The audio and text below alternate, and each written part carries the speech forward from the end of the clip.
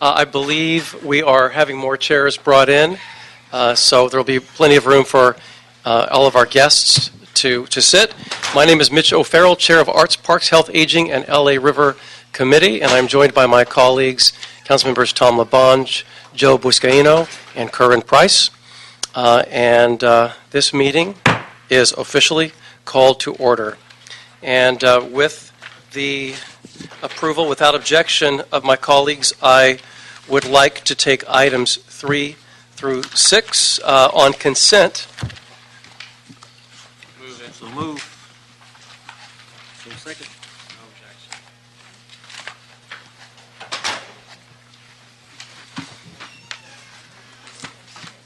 Mr. LaBonge, are we good? I'm good. We're good? Okay, so move. So we will take items 3 through 6 have been approved for consent.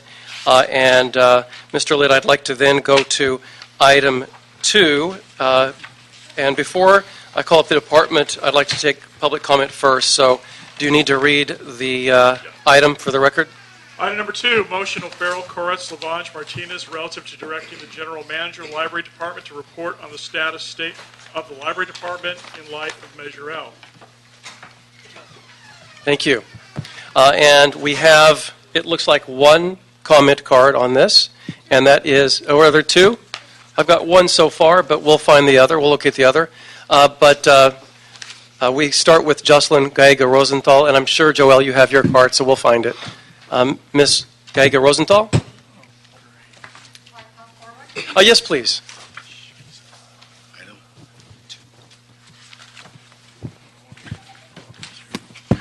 Good afternoon, Honorable Councilman and ladies and gentlemen. I am here representing, I'm here as President of the Friends of the Echo Park Library. And my comments have to do with the subject of others and the fact that we have been harassed to pay the $44 fee under the ordinance, which I guess that was passed to require any kind of fundraising in the city subject to this particular ordinance. Well, I had a small library, Friends, and we have 4 book sales a year, at which we probably raise $100 per book sale. And out of that $100, we're supposed to pay $40 for our fee. Not only that, I think the other issue is the fact that all of the Friends of the Library have to be registered as a 501c3. Now, we're a small community group that do not have the capacity and expertise to deal with IRS and all of that to make sure that these things are in place. I came into office in 2009 at the time when the previous president actually commandeered the name and has held that name hostage. So we're under a kind of in a limbo. So it's just bringing to your attention the fact that there are citizens groups in the community that would love and are passionate to support the library system. We meet every month. We do book sales. We participate. Is that my time? Yes. You want to wrap it up real quick? Well, anyway, we appreciate your help in addressing this problem and getting rid of all this bureaucratic kind of hurdles we have to pass. Jocelyn, thank you so much. And thanks for all of your work at Friends of Echo Park Library over the years and decades. Thank you. Mr. Chair, I just want to ask a question for the city attorney. Does the city attorney have any ruling on Friends groups? What is a Friends group? I'm going to invite them up, John Szabo and city attorney, after the next public Very well. card. And Joelle, I haven't found your comment card, but Joelle DeBro of Friends of Edendale Library will find your card. Thank you, gentlemen. It's really exciting to be here and see democracy in action. Wow, I couldn't believe all these people back here. I'm the president of the Edendale Library. I'm also here representing the Northeast Region Branch Libraries and the Atwater Village Libraries, so I represent a lot of different people. Library friends groups for the last 50 years have been ignored and not caught in the net of the CSS permitting requirements. Recently, there has been an effort to enforce these permitting requirements, and we've been getting visitors.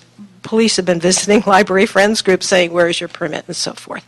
I'd like to let you folks know that there are 65 library friends groups in the city. 15 have lost their 501c3. 15. 6 of them are trying to reorganize their 501c3, and the library doesn't even know how many more have lost or are losing. That's only the facts they have now. The requirement to get a CSS permit in this regulation is to have the charitable services section permit. The requirement is to have a 501c3. So we're caught in a vicious circle here. How do you get a 501c3 if you can't raise the money in your library book sales to get the money to pay for an attorney or a CPA to write your law for you? Or what happens if you're a group of people who are on the silver side of the digital divide and cannot maintain, do not have the capacity to continue keeping your 501c3 alive, which is the reason we've lost 15 friends groups. We've got a little serious problem here. And if you don't know what your library friends groups do for your community, we buy books the city library can't afford. We pay for programs. In my case, our library is reupholstered chairs. We pay for cleaning the floors. We pay for racks, objects, furniture, supplies. We do a lot that the city can't do. By tying our hands with this regulation, you've really caused us a big problem, and the low-income neighborhoods are the ones that are suffering the worst. They do not have the resources. They do not have the capacity, and I'm speaking on their behalf. Thank you, and thanks for your about 10 years now in a row on the Friends of Edendale. I had the great pleasure of working with you way back in the day when you were just starting that group, and all the wonderful volunteers who participate in that. I just want to give you a shout out for that, so thank you.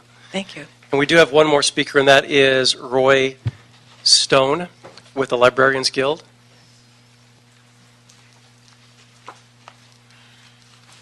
Well, I'm Roy Stone, President of Librarians Guild.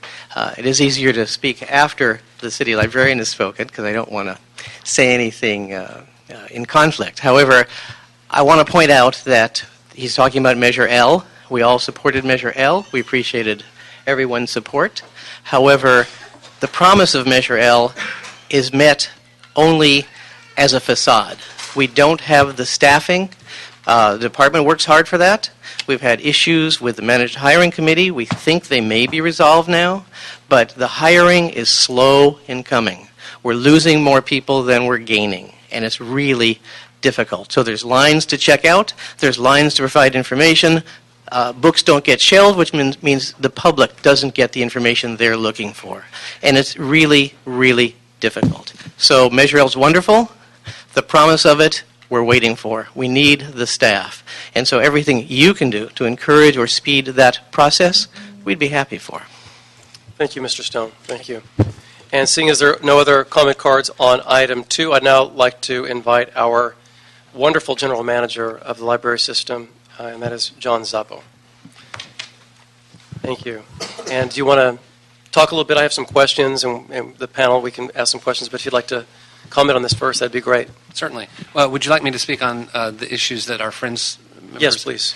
Yes, and this is something that I've certainly heard about from our friends organizations, and as one of the speakers mentioned, we do have 71 amazing organizations across this city that are supporting specific branch libraries.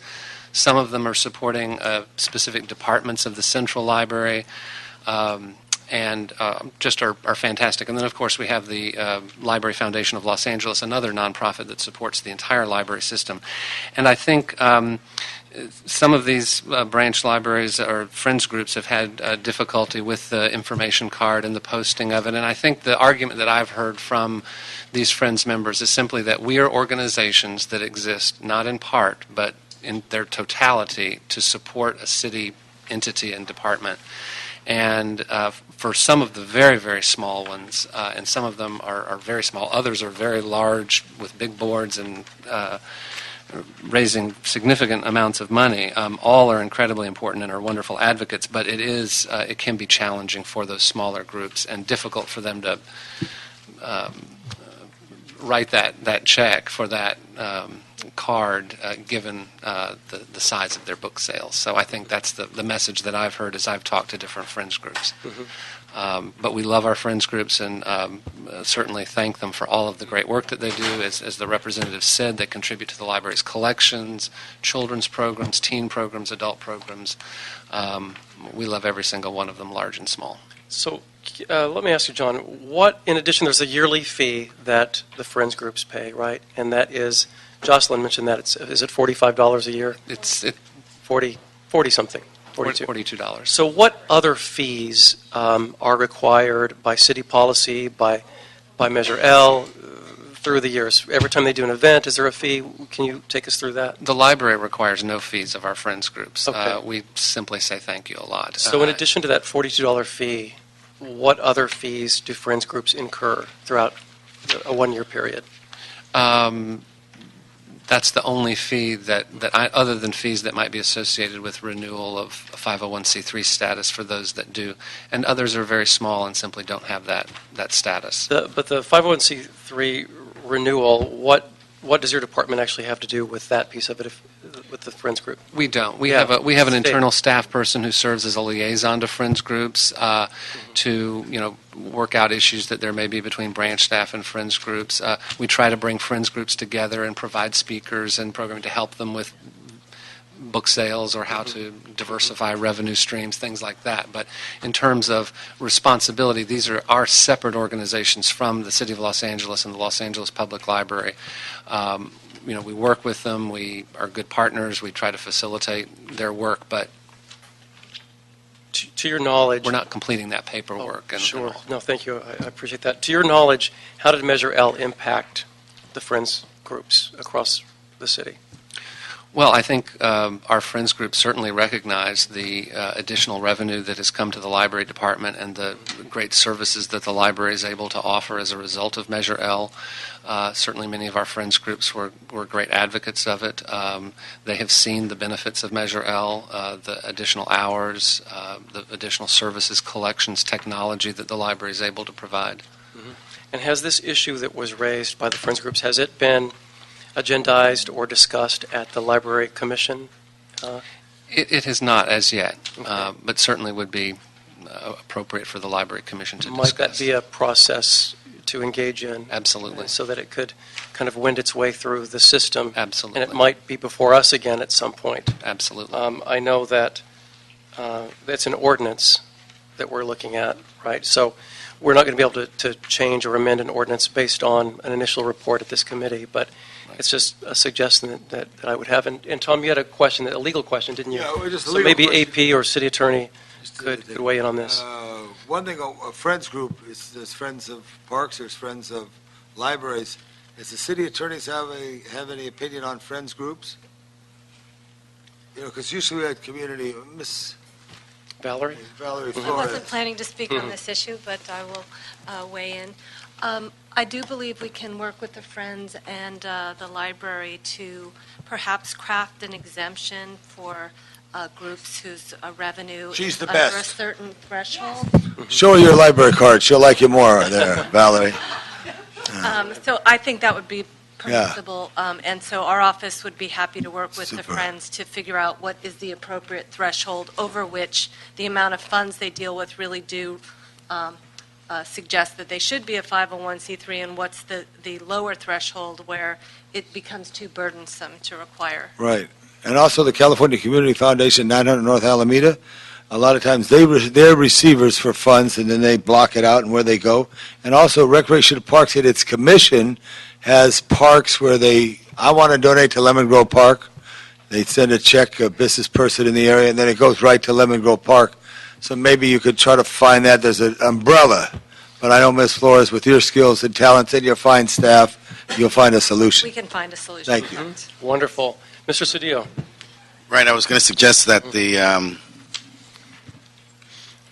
might seem appropriate to use the foundation as the fiscal agent, and that then the entities, in fact, you could even reevaluate the entire situation and look at to see whether or not all the entities could fall under the foundation, and that the foundation could then relieve all the other entities of whatever duties or obligations that they have, and then simply have to manage that.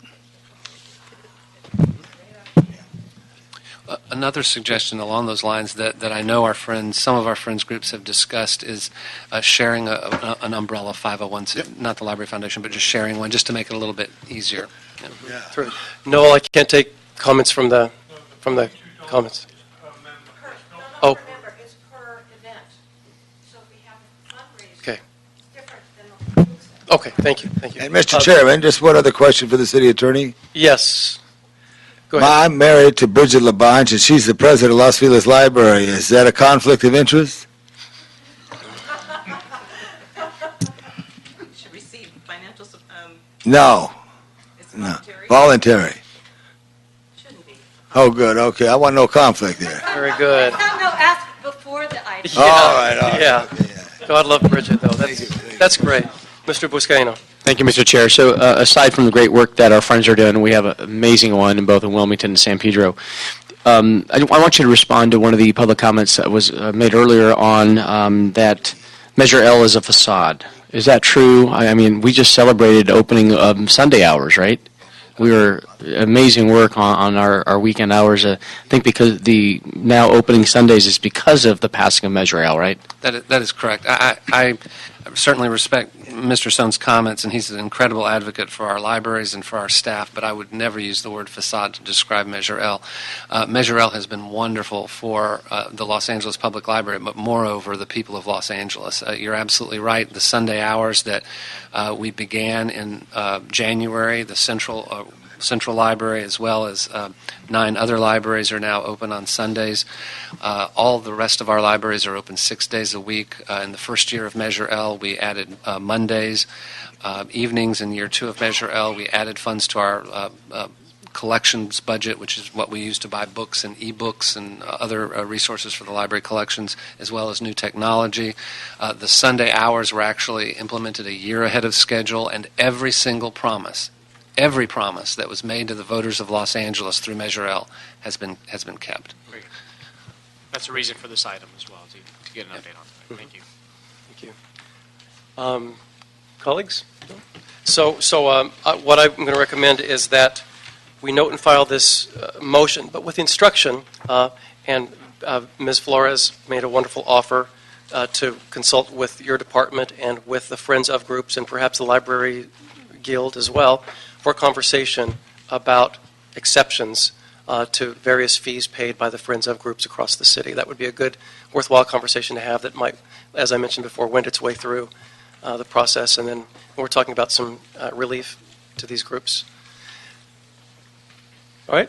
Last thing. Yes. Can I pass this Exhibit A, library hours? This is very good public information. Do you have this? Oh, yes, I certainly do. All right. I can't say that I can recite it from memory, but yes. Thank you, Mr. Labange. All right, so without objection, note and file this motion with the instructions that I verbalized. Yes? Thank you. Thanks, John. Appreciate that. All right, now, Mr. Lid, we will hear item 2. That was 1. Item 1. item 1. Okay, item 1, Board of Recreation and Park Commissioners and City Attorney reports and ordinance relative to amending Los Angeles Municipal Code Section 63.44 to revise in its entirety the previously suspended prohibition on vending in public parks, to further define the prohibition against camping in parks, and to specify the penalties for violations of said section of the Los Angeles Municipal Code. And I'm going to take comment cards first, and we'll begin with Joseph Villeja, followed by Rudy Perez. Hi. Hello. Good afternoon. My name is Joseph Villela, and I'm the Policy Director at CHIRLA, the Coalition for Humane Immigrant Rights of Los Angeles. Thank you for allowing me to speak.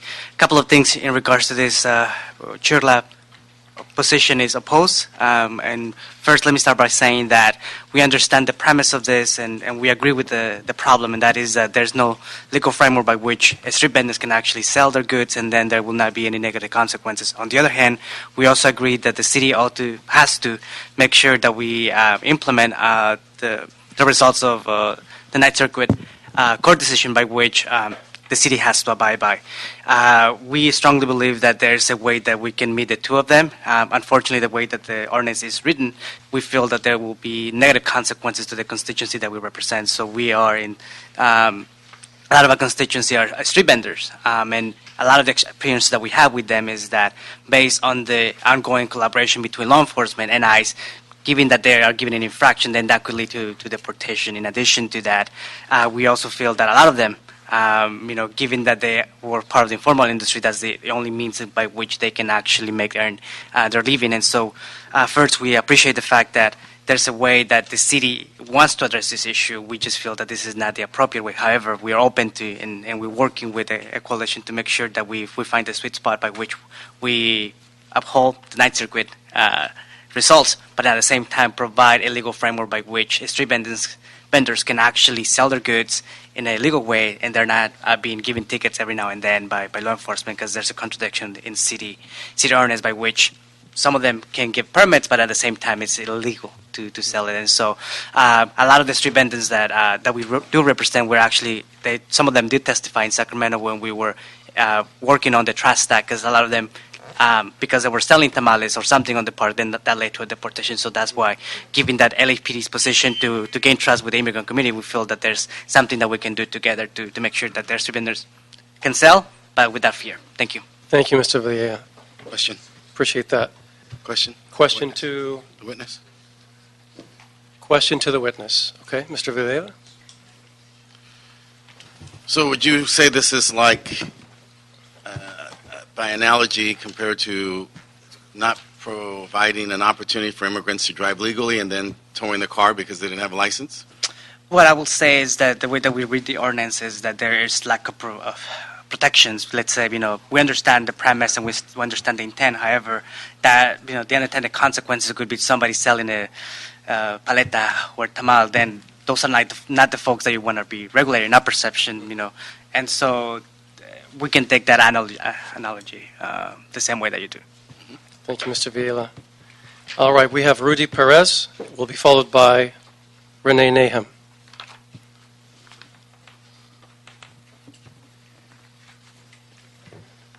Good afternoon, Council. Good afternoon, Mr. Perez.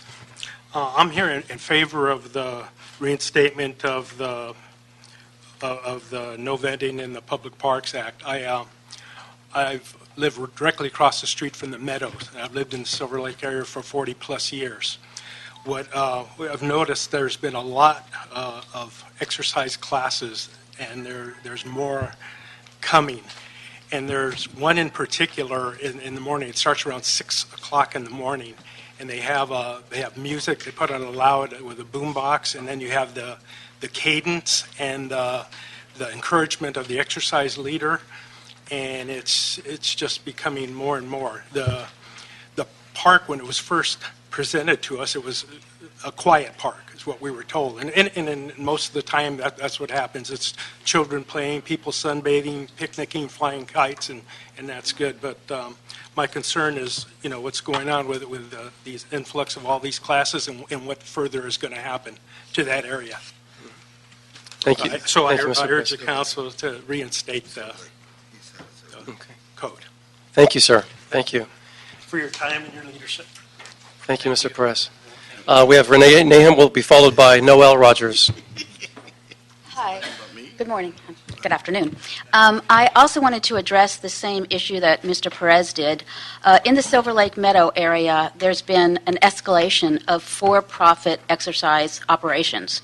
These are building from 5 people to 20 now, every single morning, starting at 6 o'clock in the morning. And then now they're back in the afternoon and on the weekends. We were told as a community that this would be a place for quiet recreation, and he starts with the boom box at 6 o'clock. They have heavy equipment that they put in the path, the walking path where seniors usually walk or try to walk in the morning who are intimidated at this point. The gardener is intimidated. This is not supposed to be a commercial zone. I thought this was supposed to be a respite for commerciality, and instead, anybody could open up a business there. It's wrong. We should protect things. This is something that I thought worth protecting, to have a respite for people to come and enjoy. Thank you.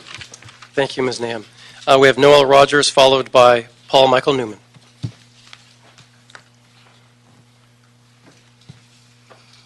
Good afternoon, gentlemen. Good afternoon. Come to speak about Echo Park, which has been rather a large amount of money spent on it to be revived. A few years ago, small groups of people gathered to sell general goods, and eventually by over a couple of years it spread to be almost impossible to walk around the park because there were crowds of people stopping and attending to vendors. We attempted with the Rampart Police Division to keep this under some order, but then the Venice Beach situation caused the city to stop issuing any tickets for selling. It's now been, I believe, resolved, and I'm speaking on behalf of bringing it back. The Echo Park quietened down, and has actually over the last year since it's reopened been, pretty enjoyable for all the people who live near it to walk and just enjoy the park as we're supposed to recreationally. But as of late, and I have a set of pictures for each of you from yesterday. I don't know if I should. You'll be able to see that in point of fact, it's turning out to be a flea market. I won't say swap meet because it seems like the only thing that's swapping is money for goods. And I would advocate that we return to enacting the ordinance. Thank you, Mr. Rogers. Paul Michael Newman.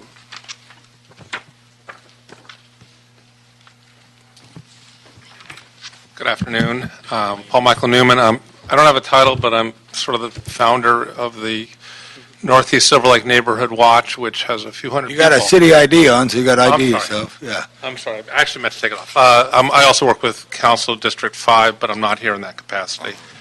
I'm also a former co-chair of the Silver Lake Neighborhood Council a couple times, but I'm not here in that capacity. I'm here with the Neighborhood Watch. I should mention a couple of people, Irene and Suli back here, are here also, though they don't want to. They're shy. They don't want to testify, but they're here for the same cause. Yes, we got the meadow with understandings shared very clearly that it would be kept as a quiet, reflective place for modest use. What's going on has been really a usage that is punishing to many of the local residents nearby. And that includes an exercise class that's advertised online. It includes the heavy equipment that was mentioned, the noise.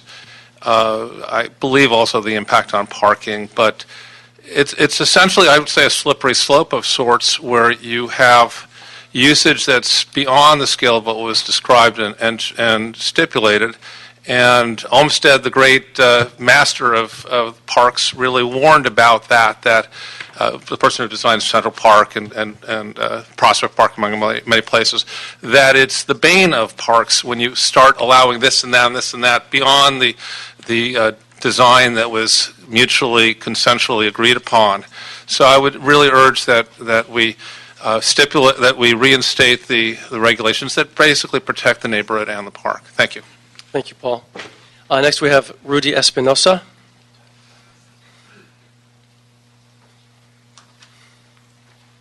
Hello, Rudy. Welcome. Good afternoon, council members. My name is Rudy Espinoza. I'm the executive director of a nonprofit community development organization called LEARN, which stands for Leadership for Urban Renewal Network. LEARN has been working for the last few years as part of a citywide coalition of organizations that are trying to develop a permit system for sidewalk vending. Councilman O'Farrell, we really appreciate you bringing this issue to light. It's a really important issue for the city. LA is the only major city in the country that does not have a permit system for street vendors. While this item is definitely, obviously, hearing the other comments is needed. There's an issue sort of with folks, exercise camps and yoga studios on the grass. One of the concerns we have is that it could also impact, the older woman that's just passing through with a snow cone, selling snow cones. So what we would like to ask you all is to support the amendments that are proposed for this motion or for this item, and think about some of those entrepreneurs that are just really trying to take care of their families. Thank you, Mr. Espinosa. Just for the record, this is not my proposal. This proposal was brought forth by Recreation and Parks.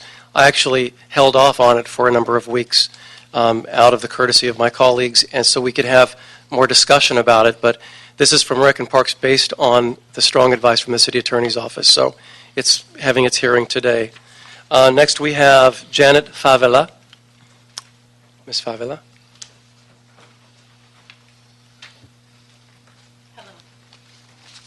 Hello. Hi. Hello and good afternoon. My name is Janet Favela. I'm the lead organizer for the campaign to legalize street vending in the city of Los Angeles, and I work for East LA Community Corporation. I've been working with street vendors throughout the city since 2008. We're closer than ever to ensuring a comprehensive legalization of sidewalk vending, thanks to the efforts of Councilman Price and Councilman Huizar. Our organization has diligently worked with hundreds of vendors and engaged thousands of community members and business owners in data collection, story sharing, and policy development. Aside from developing policy language, the most important part of our work is relationship building with our vendor membership. In order to understand the community issues and economic conditions that impact thousands of vendors who call Los Angeles sidewalks and parks their place of business. Vendors' greatest concerns deal with the increased criminalization in the many public spaces that they seek as refuge and as safe spaces for their enterprise. Too often, vendors have been pushed into the shadows, thereby placing them at higher risk of becoming victims of a crime and discrimination. Our organization has worked diligently to ensure that vendors incorporate themselves into the formal economy, and vendors are ready and willing. We believe that efforts to further criminalize street vendors in parks only serves or has the potential to marginalize hardworking folks who have recently begun to seek out representation and respect in the form of acknowledgement of their contributions to the LA culture and economy. Whether it's at Hanson Dam in the Valley, Leimert Park Plaza, Exposition Park in South LA, or even Echo Park and MacArthur Park, street vendors have relied on park space and have felt supported by community members through the use of parks. The criminalization of vendors has continued despite the suspension of this ordinance. And we really ask that you support the amendments that have been proposed. Thank you very much. Thank you, Ms. Favela. Next we have, and lastly, Mike Dennis.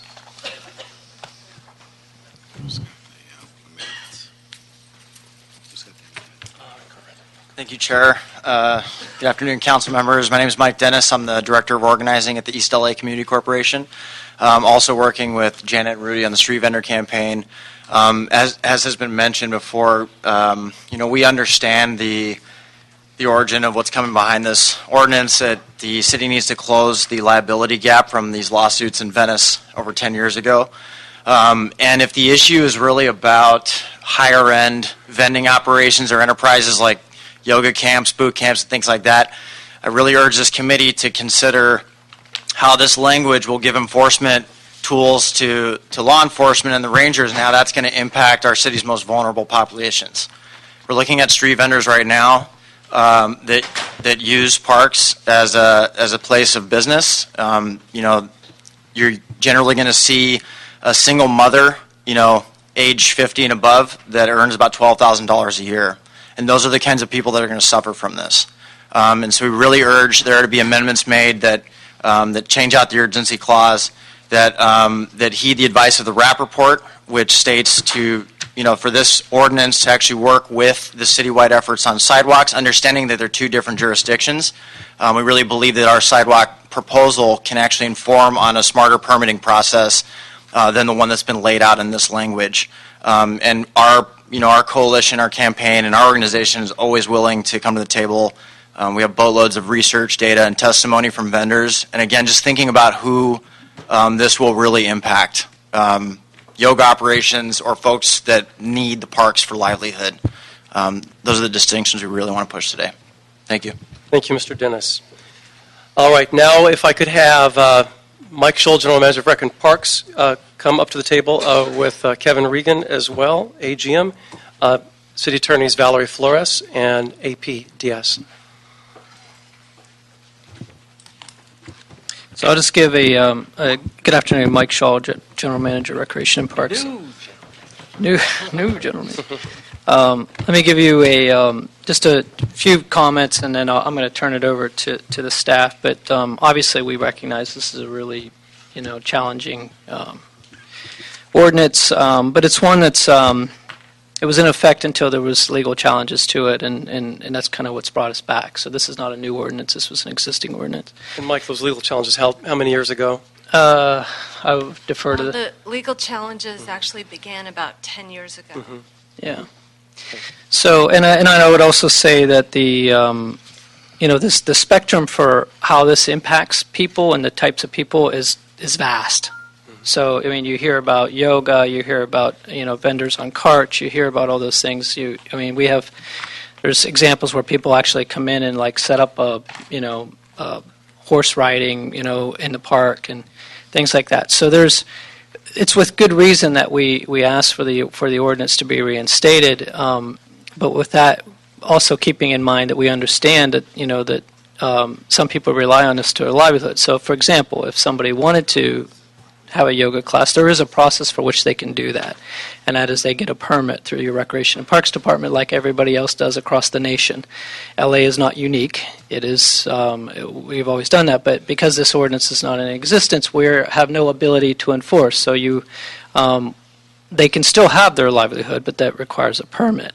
Now, some permits are a lot easier to obtain than others. For example, a yoga permit would be pretty easy to obtain, and Kevin could speak to that. But when you start getting into vending with food and things like that, it becomes more complex because we're not the only agency. I mean, there's county health department and others that regulate those types of things. So to the extent that you can get past that point, there probably is a way. But whether or not some of those folks have the ability or basic income to be able to do that is really the question.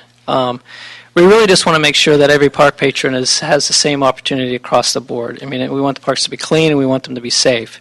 And a lot of these issues create a lot of liability for the park system, whereas they may not have insurance or otherwise. Again, understanding that this touches a wide variety of people of all incomes, races. I mean, it touches everybody.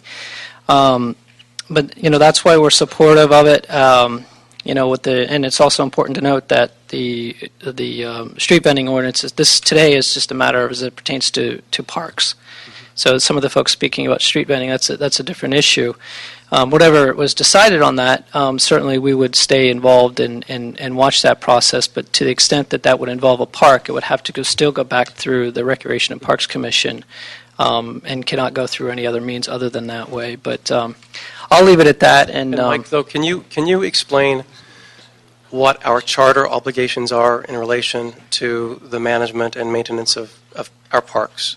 Yes. Well, under Charter Section 590, the Department of Recreation and Parks is charged with and has the duty to process anything you can imagine that has to do with a park, and that includes vending. They have there's a charter mandate that the Recreation and Board of Parks Commissioners have that authority. Mm-hmm. So that's why this issue went through our commission first before coming to the City Council. I mean, it doesn't circumvent the City Council process, but there's things that unless our commission does authorize and approve it, it can't actually become law. So commercial sales and services, that would go through a concessionaire agreement? Yeah, I brought the charter section with me. I carry it quite frequently because The Department of Recreation and Parks shall have the power and duty to design, construct, operate, lease, rent, or sell concessions or privileges to be exercised for the benefit, education, amusement, convenience, or enjoyment of the public in connection with any function, site, or facility under the jurisdiction of the department. So it covers, all of those things. Okay, all right. Did you want Mr. Regan to address something? I'll turn it over to them. Specific? Yeah. Thank you, Councilman. I think that our plan, if that's okay with you, Sure. we're going to have Valerie Flores go first, and then I was going to follow up, and then we'll answer any questions that you may have. Great. And Ms. Flores, welcome, and AP, welcome. If you could take us through the genesis of this, why we're here today. The 6344 was suspended sometime years ago, and we've been without this ordinance, basically. So there was a sense of urgency back in July or August, and you're before us today. So if you could give us just the genesis of all this. Okay. For years, because of the charter mandate that, I'm sorry, is my microphone on? Okay. Because of the Charter Section 590 mandate that the city maintain and promote recreational activities in parks, the city has long had an ordinance on the books requiring that any vending in a park be done through a permit or a concession, so that the department has an opportunity to assess the proposed vending and make sure that it promotes the recreational use of the park rather than detracts from it. So, for example, a park that has a golf course, the Recreation and Parks Department might decide that a golf shop that sells balls and tees is an appropriate vending activity to promote the golf course. Or, a park that had soccer fields, you might want to have some provision for vending of drinks or food. But on a case-by-case basis, the department is charged with determining what each park needs to promote the recreational activities of that park versus detract from them. So there was an ordinance on the books that required a permit for vending in a park. However, in connection with the Venice Beach Park, and Venice has always been kind of a canary in a coal mine for beach vending or park vending, because it gets a lot of tourism. So over the years, the Venice Beach Park got really clogged with vending. It was a virtual flea market happening, and it was actually detracting from tourists and beachgoers' enjoyment of the park. So we passed an ordinance regulating how vending would happen there. We were sued. It went to federal court. There was a decade of litigation. At one point, the ordinance was declared unlawful. Oh, bless you. The way it was written, and because the whole citywide park vending ordinance used the same legal language, the city suspended the overall vending language for city parks while the Venice lawsuits were being litigated. We have been asked by various council motions to bring back a vending regulation once the lawsuits resolved, which they now have. In the course of the lawsuits, the courts developed or informed the city what is the appropriate standard for what the city can regulate and can't regulate. And so this new ordinance incorporates the correct legal standard as enunciated by the Ninth Circuit. Now, the current ordinance, even though it's often referred to as a vending ban, is not actually a vending ban. What it actually is a vending regulation. Vending by permit and by concession will still be allowed. I believe that the Department of Recreation and Parks does not inquire of someone's immigration status when they apply for a permit. Rather, the sole focus, as I understand it, of Recreation and Parks in determining whether to allow a vending in a park is whether it promotes that park's recreational purpose, which again is their charter mandate. Although we're presenting today, we're not advocating, but I did want to lay out some of the legal issues that we've seen over the years when we didn't have a vending ban or regulation in place. A lot of the sophisticated vendors knew that the city's vending ban had been placed on hold and wasn't being enforced. And so some of the parks have actually been overrun so that people can't even enjoy the original park purposes. There have also been some fairly dangerous and liability-provoking activities, pony rides in some parks, food sales where we can't determine if there's an appropriate health permit, the boot camps, if someone has a heart attack, the city may not have any protection. When we, especially for larger, more dangerous operations, the department would make sure there's liability insurance, make sure the city's named as an additional insured. If there's food being sold, may inquire about health regulations and compliance. So there would be some checks and balances in place. So in addition to determining whether the particular vending is appropriate in any given park, they can make sure that other protections are in place in terms of city liability and protection for park patrons. Without that tool, the city's, basically anyone who wants to use the park has more rights than park goers. Anyone can set up a business in the park, and right now LAPD has no effective mechanism. And one of the other things we learned from Venice, because we again, being the canary, we have reinstituted the Venice vending regulations. So now, there's a system in place in Venice if you want to vend. And that's been instructive because, we have learned that for-profit enterprises often, if there's an ordinance on the books that doesn't have any teeth, sometimes a vendor will simply get ticket time and time again because it's kind of a cost of doing business. It's cheaper to pay the ticket if there's no escalating penalties, and rather than pay rent, at a business location. So the police and the prosecutors were saying time and time again they were seeing the same vendors. They'd get a ticket for vending without permission or without a permit, and yet they would just come back time again daily because they figured, well, that's just the cost of doing business. So the current ordinance does escalate penalties because that's the only really effective way. If you don't have teeth in your ordinance, you can never use it when you need it for some of these dangerous operations or repeat offenders. So we would hope that we would drive people towards applying for the permitting process that already exists for rec and parks. Now, for sidewalks, there is currently no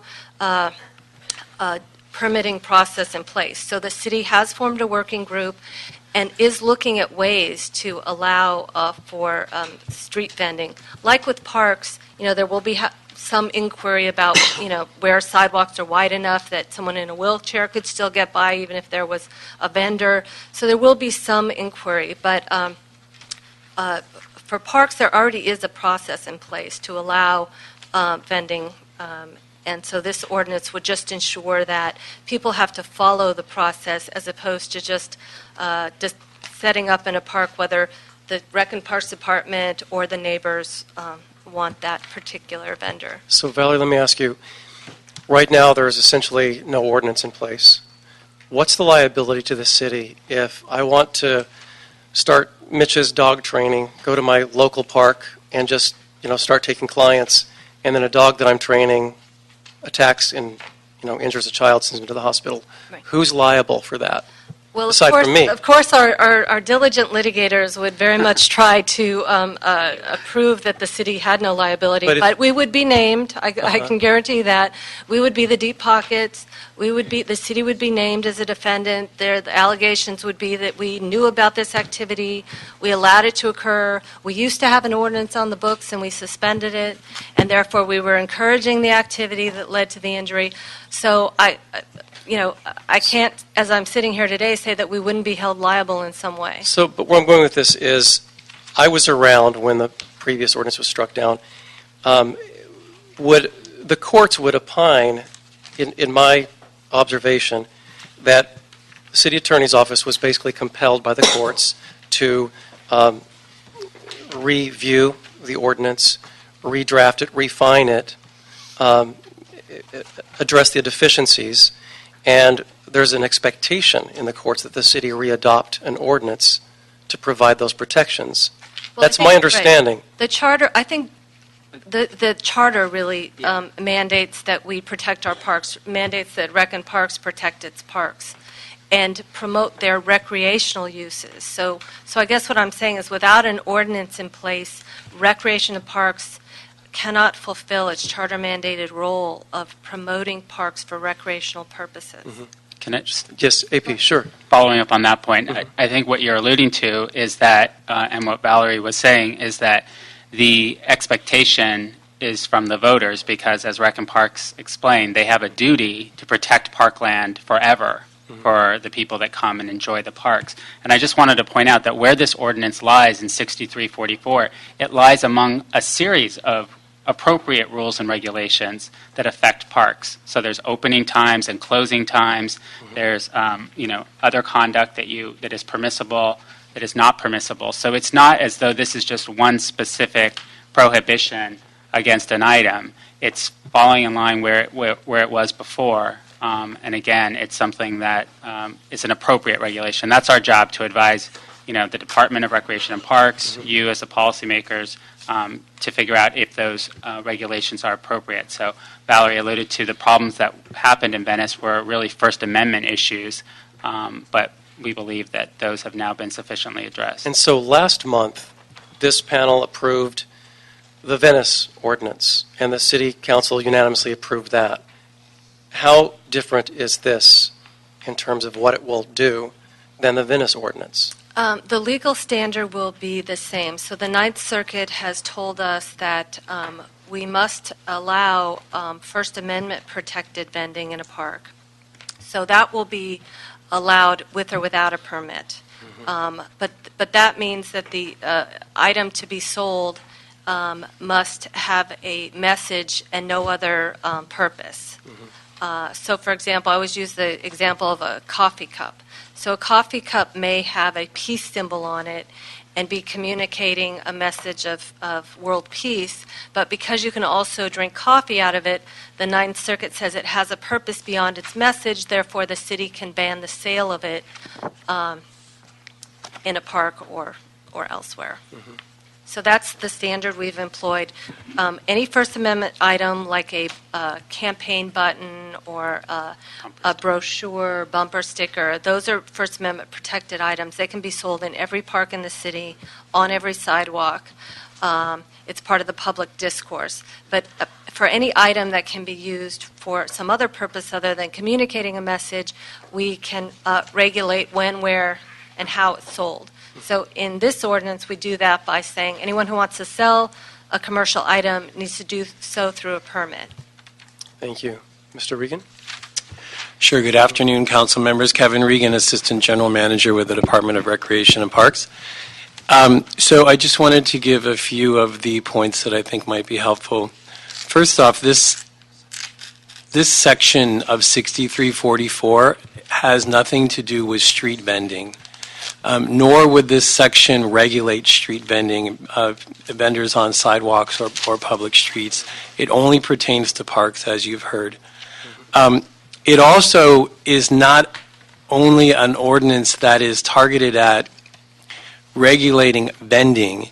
It's really looking at regulating businesses that are conducted in parks or businesses that offer either products or services for sale.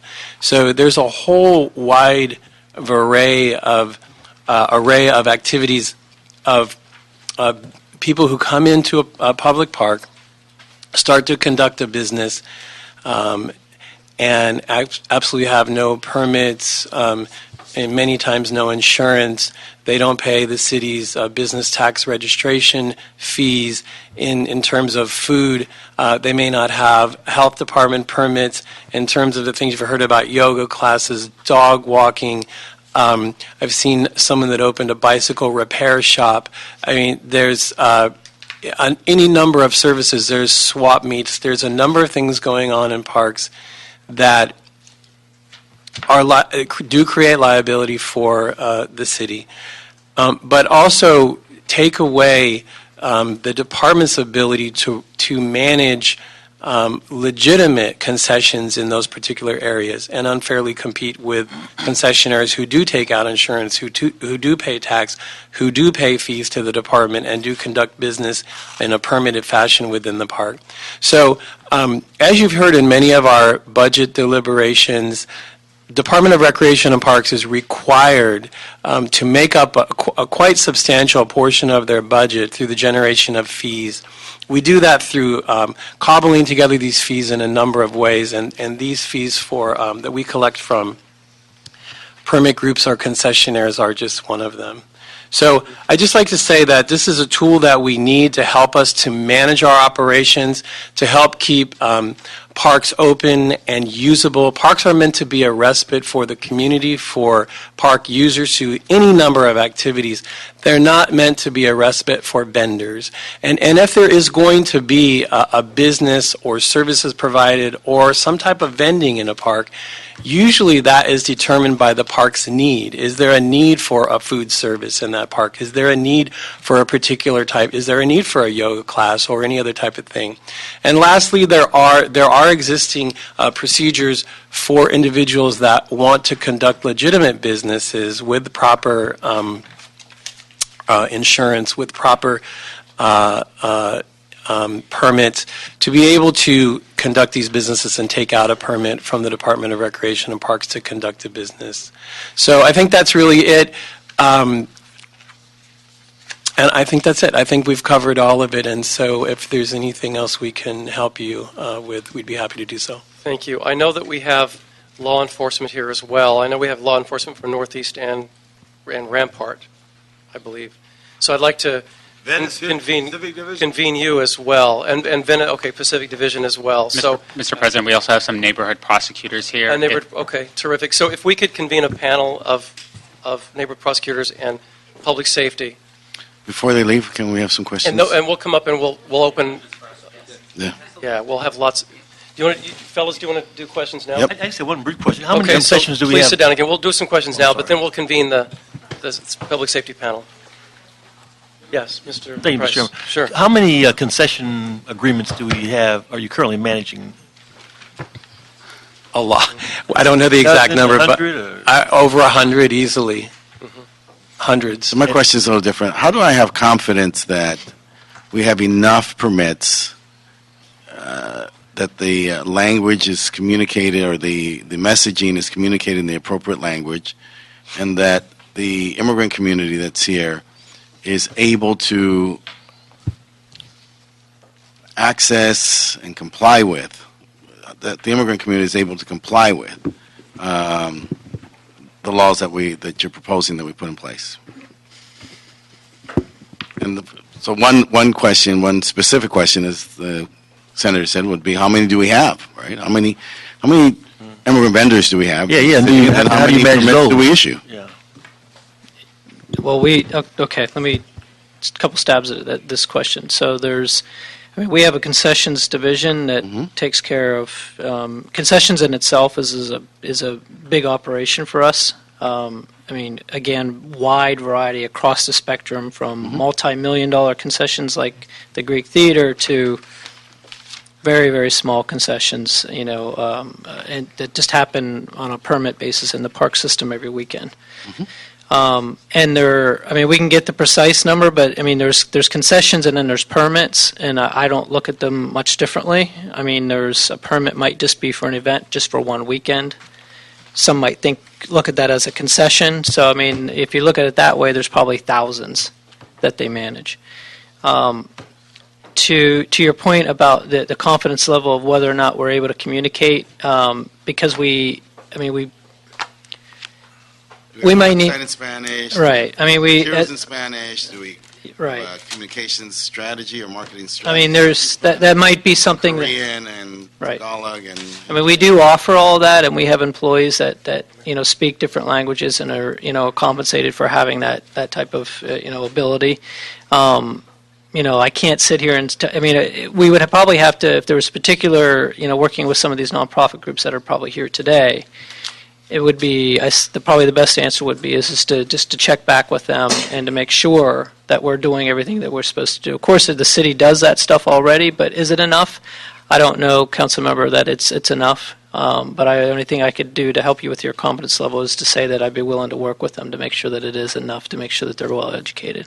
So everyone's going to stick around, and go ahead, Joe. Really quick, Mr. Chairman. So Shakespeare by the Sea, Music by the Sea, how did these types of events throughout the city has had an impact prior to this ordinance taking shape? Well, they pull the permit, they sell items at these events, right? Those are special events permits. So again, it's different, but in the same vein. That's what I said. A lot of people wouldn't distinguish the difference between those types of things and concessions because they are selling things. But there's an event there for the benefit of the public and for the benefit of it's for a park purpose. It's not that a lot of these things couldn't be argued that they're not either. I'm not saying that. I'm just saying that those particular groups do pull permits and pay a fee. Just a couple things. In my whole city career, which is almost 40 years, it's always been a challenge. If you look back to the history of Los Angeles, there was a defined step that Los Angeles took. That's why there's a Tommy's hamburger stand in a box about as big as this table at Rampart and Beverly. That's why there's a tail of a pup. That's why it was all an issue that we wouldn't want to be like New York. It truly is. If you look at the old history books, they wouldn't want to do that. There is a changing climate, but at the same time, and I look at my I thought they were Huskies from East LA, but they're East Los Angeles organization. I thought because they're also young looking. They don't recognize them. Good to see you all. I know that in 1934, the farmers of West Los Angeles got in their trucks and drove to 3rd and Fairfax to create a farmers market. I know that the central market in on Broadway, which is revitalizing and transforming, is a mecca for places. I have a problem, just to say, when there's disorganized activity in a public space, because people expect the public space to be free of disorganization. The pictures that we saw from Echo Park, on the north side of Echo Park, does have a challenge. I don't think you use a park to sell wares that are manufactured. I get disappointed at El Pueblo because they sell stuff that comes straight out of, sorry Joe, San Pedro, from stuff that toys are not related to our history or whatever. But I think the challenge is and I support, I think, what the chairman's saying, Mr. O'Farrell, because we've worked together closer on those issues. But maybe there needs to be some, because we are at San Pedro to Chatsworth, some defined areas that may have more of an interest in this type, but it's really difficult. I see people selling right over a storm drain, and I think of Enrique Saldivar and all the work that he and all the crews do in the Bureau of Sanitation to keep those drains clean for the public health. So there's so many conflicts here, and there's a changing dynamic, and I want to be fair to everybody, but I would love to see us create more off-street farmers markets, economic development opportunities, as opposed to on the street, and even the public parks. I don't think there's an expectation. People don't go to a library only to get a book. They don't go to get anything else. A lot of times people come to a park. And it would be interesting if you could create with a strict diet of whatever the type of food or pleasure that what people want, but specifically, and do some, I'd be willing to look at a couple of examples or test areas for you as general manager. But my feeling right now, and also the people who don't like the yoga people and all the music, I understand the music. I don't mind people working out. I think you got to work out. That's what the president says, and Mrs. Obama. But at the same time, maybe there's a fee that you gather if they are raising revenue from that they're a licensed person, and it's all for the fairness of the park. Yeah. I rest my case. Thank you. So, Mr. Lavange, you bring up a good point, and it kind of begs the question. So you talk about regulation, right? And I don't think anyone in this room is anti-regulation. I mean, I would, from hearing all the comments, my question would be, without 6344 being in place as stated, do we have the ability to then later regulate this current environment? That's the big question at hand. Mr. LeBonge, I don't know if you heard that or not, but I think that was helpful to your point. Yeah, say it again. And I asked the question of, you basically touched upon regulation, and my question to Valerie was, without 6344 being in place, do we have the ability to regulate this current environment? And the answer is no. No. Why not? Right now, because there is no law in the books that requires someone to get a permit to vend in the park. So the vendors know that the ordinance is not in place. And Why is that a prohibition about creating other regulations? Pardon? Why is that a prohibition from then creating regulations without no, this? I think we were talking about the current situation. There is no regulation in place, so that's what's kind of led to some of this chaotic activity in the park that you've been hearing about. So you have to put a regulation in place, and then you can define what vending you want, what vending is inappropriate in a park, and the department can then manage the park, make sure that the appropriate vending occurs. If it's a park that needs vending, there's a need for it, there's, someone is interested in vending, they'll take a look at that request for vending and make sure it's consistent with that park's purpose. It's like Councilmember Busca, was just talking about the concerts by the sea, and they determined that was appropriate for a particular day or two to have a bunch of vendors there, sell food and enjoy other things. Same thing with the Lotus Festival and CD13. But with no regulation, what happens is that the legitimate... That takes place now. Yeah, but there's no regulation enforced to counter anyone who wouldn't get a permit or pay the fee or do insurance, so they could still come up and set up their own food stands and sell their own prices, whereas the person next to them had to pay all the fees. But the department and the police and everybody would say, well, there's nothing in place without 6344 that differentiates between the two. We've actually had, Kevin can speak more to this, but some situations where the city has permitted an event in the park, and other non-permitted vendees will come in and set up and undercut because they're not paying the permit fee or the insurance. So we see it all the time. Yeah. Well, I can tell you that happened at Lotus Festival this summer, for sure. I was there all weekend long. So I think we know it happens. But Kevin, you were going to... No, I mean, just exactly that. Our vendors at the Lotus Festival who took out permits, of course, they paid the fees of about $1,000 a day to the department, but they had to pay all their other fees, county health, BTRC, you name it. Legitimately came in, set up their businesses selling food and beverage at the festival, and non-permitted vendors came in and were selling. It was a hot day. They were selling a lot of drinks at, like a quarter of the price. But I don't understand why you're prohibited from stopping them from doing that. Because there's no ordinance in place currently to be able to stop that. This is the ordinance. This is the ordinance that's been in place for... We have an ordinance, it doesn't make sense to me. We have an ordinance that says you have to have a permit, right? For Lotus, you got to have a permit for It's Lotus. this one. Right? So, yeah, this No, is the ordinance Right for... now, we don't have an ordinance on the books that requires a permit for commercial activity in a park. So for all the activity that you're engaged in, none of it's required? You stated earlier that you have all these vending relationships and The concessionaires policy. concessionaires and all this. This is in We place? could be challenged. These are all the people that voluntarily. I mean, they don't probably realize that, but I mean, certainly we could be challenged with that. Now, if we have a long-term, there's other rules, and there's other rules that pertain to long-term, bidding practices of the City of Los Angeles for call for projects and a call for proposals, things like that, for long-term contracts. That's a little different, and it does have a different process. So yes, that is different.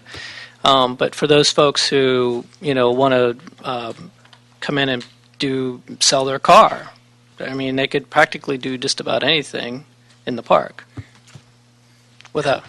And I think the point I was going to try to make before we talked about the Lotus Festival was, so we tried this years ago at MacArthur Park. We had a zone that was a zone for selling primarily tamales at the time, and the problem in the long run was not the vendors who tried to comply. It was the ones who refused to comply and the inability to enforce.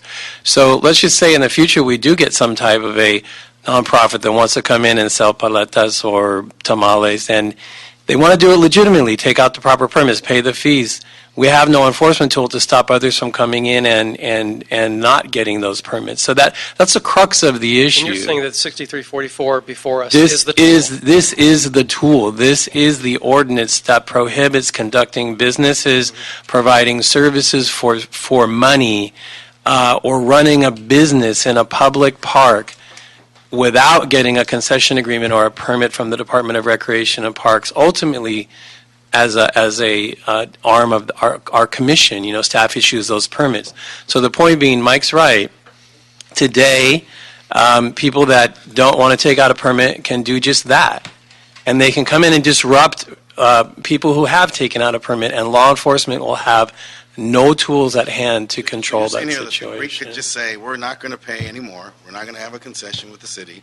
We're just going to go ahead and have concerts now and unburden ourselves from this. Well, I think that would probably be a very involved legal process, but what I'm trying to say is... Well, that also involves a lease, so they Yeah. couldn't do that. But if you're just going to go set up on park space, right now there is no tool to tell someone to move along. Well, let's just say that someone wanted to set up right outside the Greek. I mean, they need a ticket to get in, but let's just say they wanted to set up outside the Greek and conduct some business. Yeah. We couldn't stop them. So, colleagues, if I may, let me paint a picture for you. And I see my fellow senior lead officers here.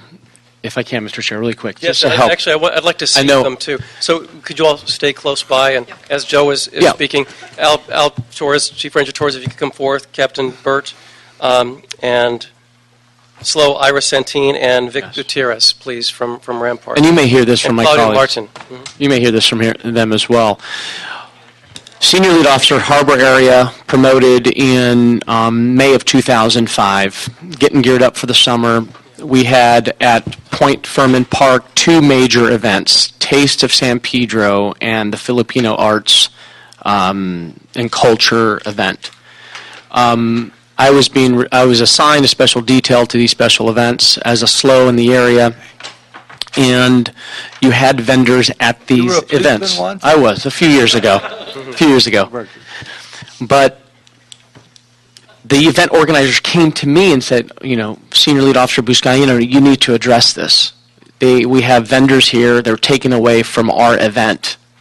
And I said, I was handcuffed. I said, I can't do anything. You're absolutely right. It's taken away from your business. And therein lies the issue. To see 6344 come back to life is, again, a tool for law enforcement officers to have. We've handcuffed our officers for nearly 10 years. And I've been to neighborhood watch meetings where clearly, bluntly, I had to tell the park advisory board members, I had to tell block captains that I did not have the tools necessary to be responsive to your complaint. And this is a great segue to hear their point of view. I'm assuming their support of this moving forward. Thank you. Thank you so much. I would like to start with Captain Burt and then move on to Chief Ranger Torres. Good afternoon, everyone. I'm Captain Jeff Burt. I'm the commanding officer of Northeast Division with the Los Angeles Police Department, and I'm here representing Central Bureau. And we do support the draft ordinance amending Section 6344, and Councilman Buscaino did. In fact, you actually stole my thunder, sir, with regard to giving us a tool. I'd say the most powerful tool a police officer has, and I hope to hear from other senior lead officers, but the most powerful tool we have in our kitty is our discretion and the ability to make decisions, not slamming the fist every single time, but the ability to change something, to make a decision. Is this person who's pushing a cart with snow cones going to get a cite, or is this person who is selling a complete yard sale or having music at 6 a.m. going to get a cite? Or are we going to warn, cite, and have a stepped citation process? But the important thing is, with this amendment and the return of the amendment, is that it gives law enforcement it makes us part of the strategy. It makes us part of the solution. And while I've never been a senior lead officer, I have had the opportunity to work in all 4 bureaus, the Valley, West Bureau at Pacific Division, South Bureau, and now Central Bureau in the last 3 years. And over, the safety of our public places the ease with which people can go in and out is a topic in nearly every community meeting in every community I've ever been in. So this isn't as a father and a resident who attends Lake Balboa Park probably every single weekend with or some event with my family, and then as a police officer, I see the need for us to at least have the ability to regulate this fairly and consistently. Thank you. Thank you, Captain Burt. Chief Torres. Thank you very much, Chairman, council members. I have quite a bit of experience in recreation and parks, maybe too long, with respect to the rangers and what we do at city parks. I have a lot of experience at MacArthur Park during those years that we had Mama's Hot Tamales there and had a great venue there. I defended their efforts there in enforcing that ordinance that was there and protecting the people that had a permit, which was Mama's Hot Tamales. I've noticed that this discussion has been right on to the real important points. The only point I would make, in my experience, is that the palatero, the person who sells at a park just to make some money for the day, is a very practical person, is a very compliant person to the law. And in general, when we get this ordinance back, most of the people will comply and find a way. And I think that in support of the community, I have been very proud to address this issue from both sides, from the community-based aspect at MacArthur Park.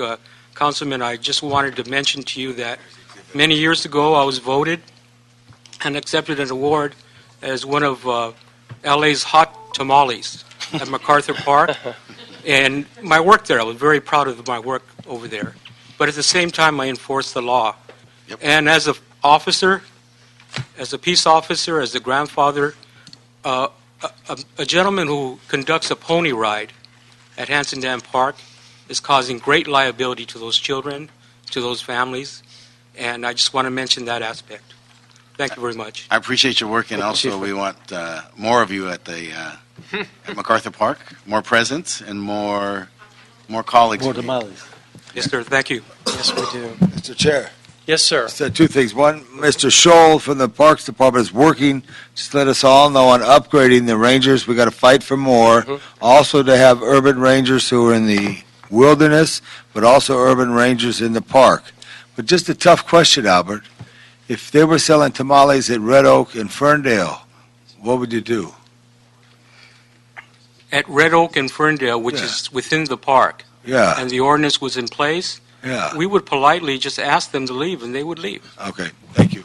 Thank you. All right, let's go to SLO's Ira Santin and Vic Gutierrez. And Ira Santin, you're from Rampart as well, yes? Yes, I'm the senior lead officer for MacArthur Park. I've been at Rampart now for 17 years, and I'm currently the senior lead officer there. Pretty much everybody, the captain covered it very well as far as having this ordinance as a tool, because right now we're not citing anyone in the park for vending. We have no tool on our side to cite someone. I get numerous calls from citizens saying they're by the playground, or if there is an event at the Levitt, the vendors are all over the place. They're going to have, at the Levitt now, they do have vendors who do pay their permits to sell. However, we do have the other vendors who are throughout the park, and they won't leave, and we have no way to issue citations for them to leave. That's really my only point.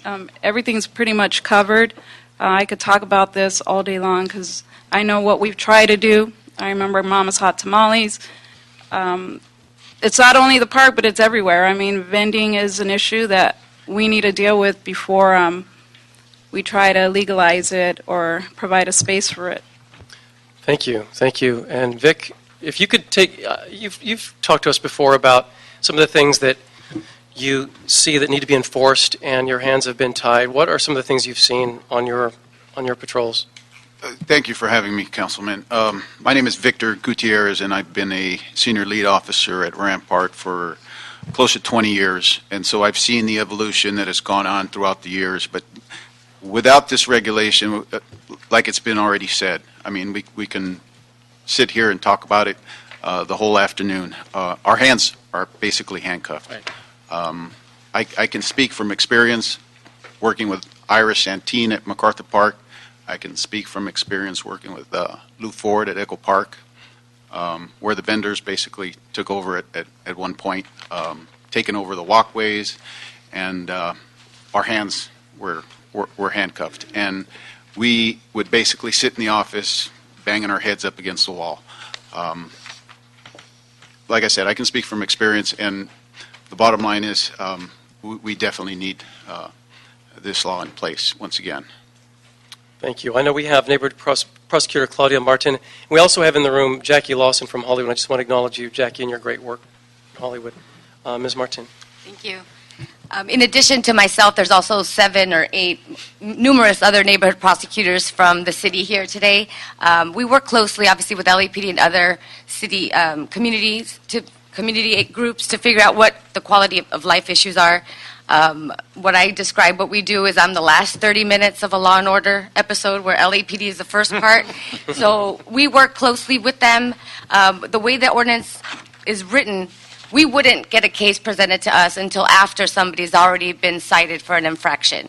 Even so, even when the case is presented to us, we also have the discretion whether or not we're going to file a misdemeanor at that point. So I am here to talk, if you have any questions regarding the enforcement, the prosecution aspect of how this law would look like, I can answer those questions. But we do get complaints, as my fellow neighbor prosecutors can also talk about, with the fighting between the vendors, the trash left behind, the debris, and in many cases, a lot of these vendors themselves are victims by gang members for what their activities out there. So those are the types of complaints that we get.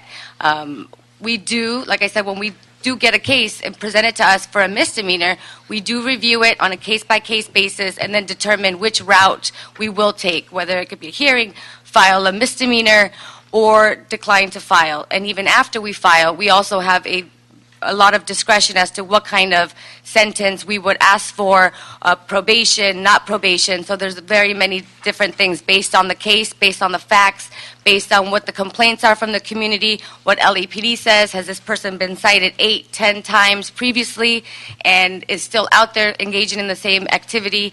Those are the type of things we take into account before we file criminal charges. Thank you. So, colleagues, you have questions from our first responders here? Because I'm going to call Rick and Parks and City Attorney's Office back. I just want to thank them, that's all. As do I. Hats off for all the work you do day in and day out. And I always say that's integrity. You do the great work while no one is looking. So, Mr. Chairman, let me just really are interject. terrific. Thank you. Yes, Mr. Just Price. one quick Yes. question about on the enforcement issue, because I had some real concerns about it. In fact, I'm inclined to introduce an amendment to make it an infraction, not a misdemeanor. Could you talk about how many or how frequently you would prosecute or you do prosecute in that situation, and what kinds of variables or what would lead you to not prosecute it as a misdemeanor? Well, I can tell you, I'm from Pacific Division. My area is Venice Beach, so I handle the 4215, the vending cases from the boardwalk. When we get a case, there's a lot of times where LAPD, even though the code section is written as the first section would be an infraction, anything after that can be presented. When we review a case and LAPD comes to me and says, here's the person, they write a long form, a narrative with the case, a lot of times we see that person's already been cited several times for an infraction prior. So that's a time when we've seen, obviously they've been warned verbally before, and correct me if I'm wrong, but before a section is in place or enforced, there's a time period where LAPD and other agencies will let them know about the new ordinance that comes into play before they start enforcement. So we review it. If I see that they've already been warned verbally, cited several times, that's probably a point where I'm going to probably file a misdemeanor. Not necessarily ask for a fine or maybe not ask for jail, but depending on, bring them into court, have a conversation either with them or their lawyer and figure out, what we can do and if for them to obey the law. So it's kind of on a case-by-case basis. You make that determination based on, It's a case-by-case. say, the number of infractions, if it's 5 or 10 or... Right. 8 or 12? It all depends on what the case. We also take into account other factors, which is our filing guidelines before we file the case. And How many of them turn into warrants? what we found in Venice is one of the things that Valerie came up with is, or we spoke about, is what we saw in Venice is the process. They're called one-stops. So in order for us to file a misdemeanor, they have to have an infraction first. So we saw, I believe, I don't have the number off the top of my head, but it was quite a few where they either let their cases go to warrant, because what ends up happening is when they get a warrant and they're eventually picked up by LAPD, the court system automatically adds a count 2, which is a failure to appear, and dismisses the original arresting charge, which in this case would be 6344. So what will show as a conviction will never be the underlying charge, the 6344. It would be a failure to appear, which means that we would never, ever, as a city attorney, be able to see a case as a possible misdemeanor, because for them, it's a cost of doing business. They go to custody for a couple hours, and then the original charge is wiped out. That's called the one-stop, which we saw very much in Venice. Another scenario, which is also included in here, is if somebody, they were very savvy, they received a ticket, and the date was March 1st. They come in March 1st, and they say, I'm not guilty, I want a trial. Well, in order for them to have a trial, they have to pay the bail up front. So they pay the bail, and what the bail is held for is either if they go to trial and are found not guilty, it is returned to them, or if they don't show up to have the trial, they lose the bail. So that's another way that we saw in Venice Beach that it was a loophole. So a lot of these people, vendors, were paying the bail, not showing up for trial, and it would never show as convicted for the site. It would show bail forfeiture. And we did see a lot of that in Venice. And this would take care of that. Just with a technical question, when police officers walk out of your office door, does it go boom, boom? Yeah. We're the only one who watched the show, so that's why. That's you and David walking down the hallway. All right, thank you so much. Let me. I have one question.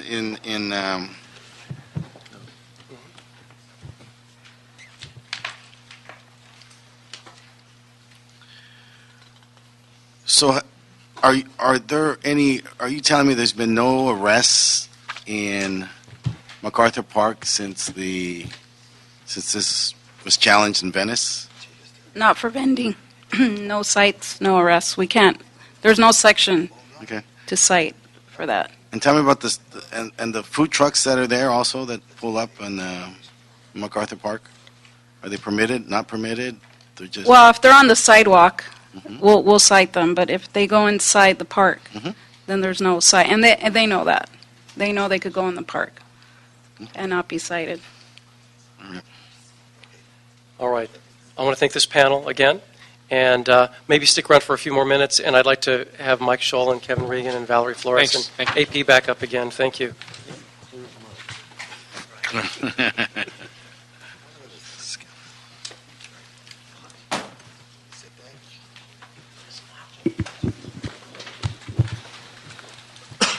And just clarification on 6344 and the, could you tell us about the escalating fee structure for this? Yes. As you've heard, usually when a police first encounter someone who's vending without a permit, they would just be issued an oral warning, request to comply. Oh, you're not allowed to sell those items in the park. You're going to have to move along. It would be only if the vendor refused to comply that they'd get their first citation.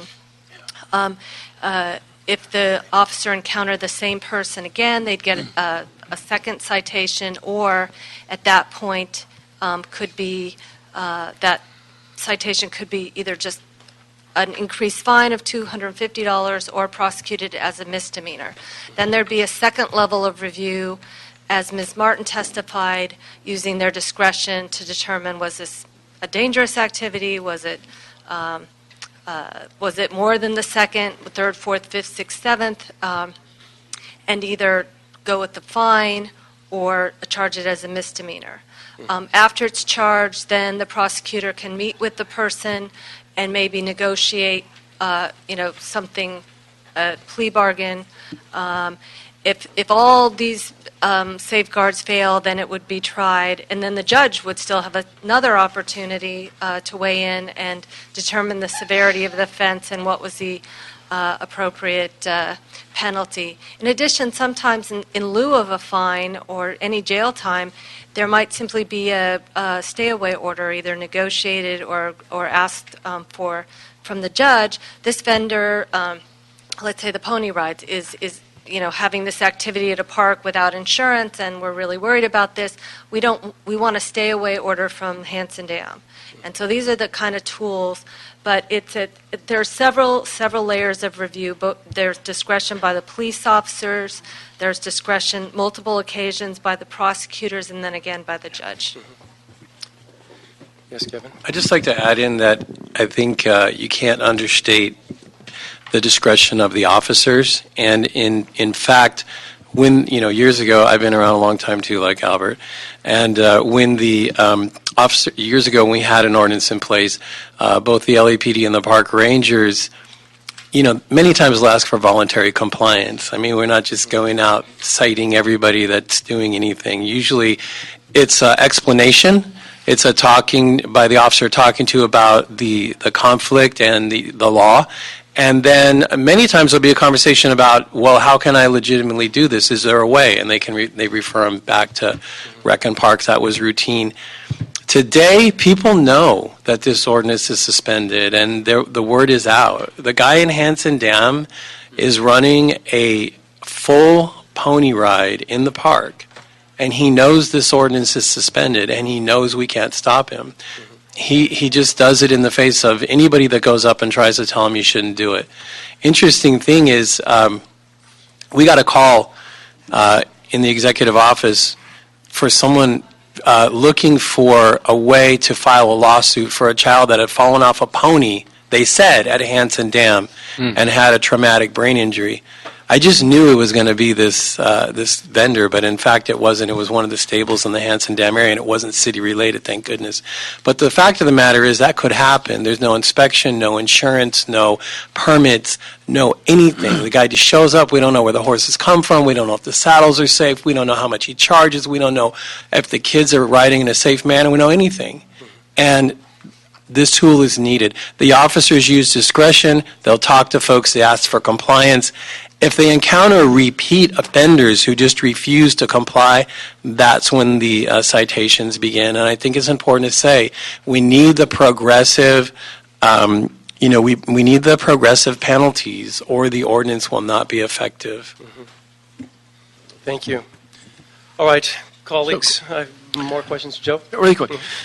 So this ordinance doesn't prevent small businesses from selling ice cream, fruit, or my mom makes Italian pasta sauce. She would have to abide by this section, 63.44, and say if she wants to set up a stand at Point Fermin Park in San Pedro, she'd have to pull the permit to do just that.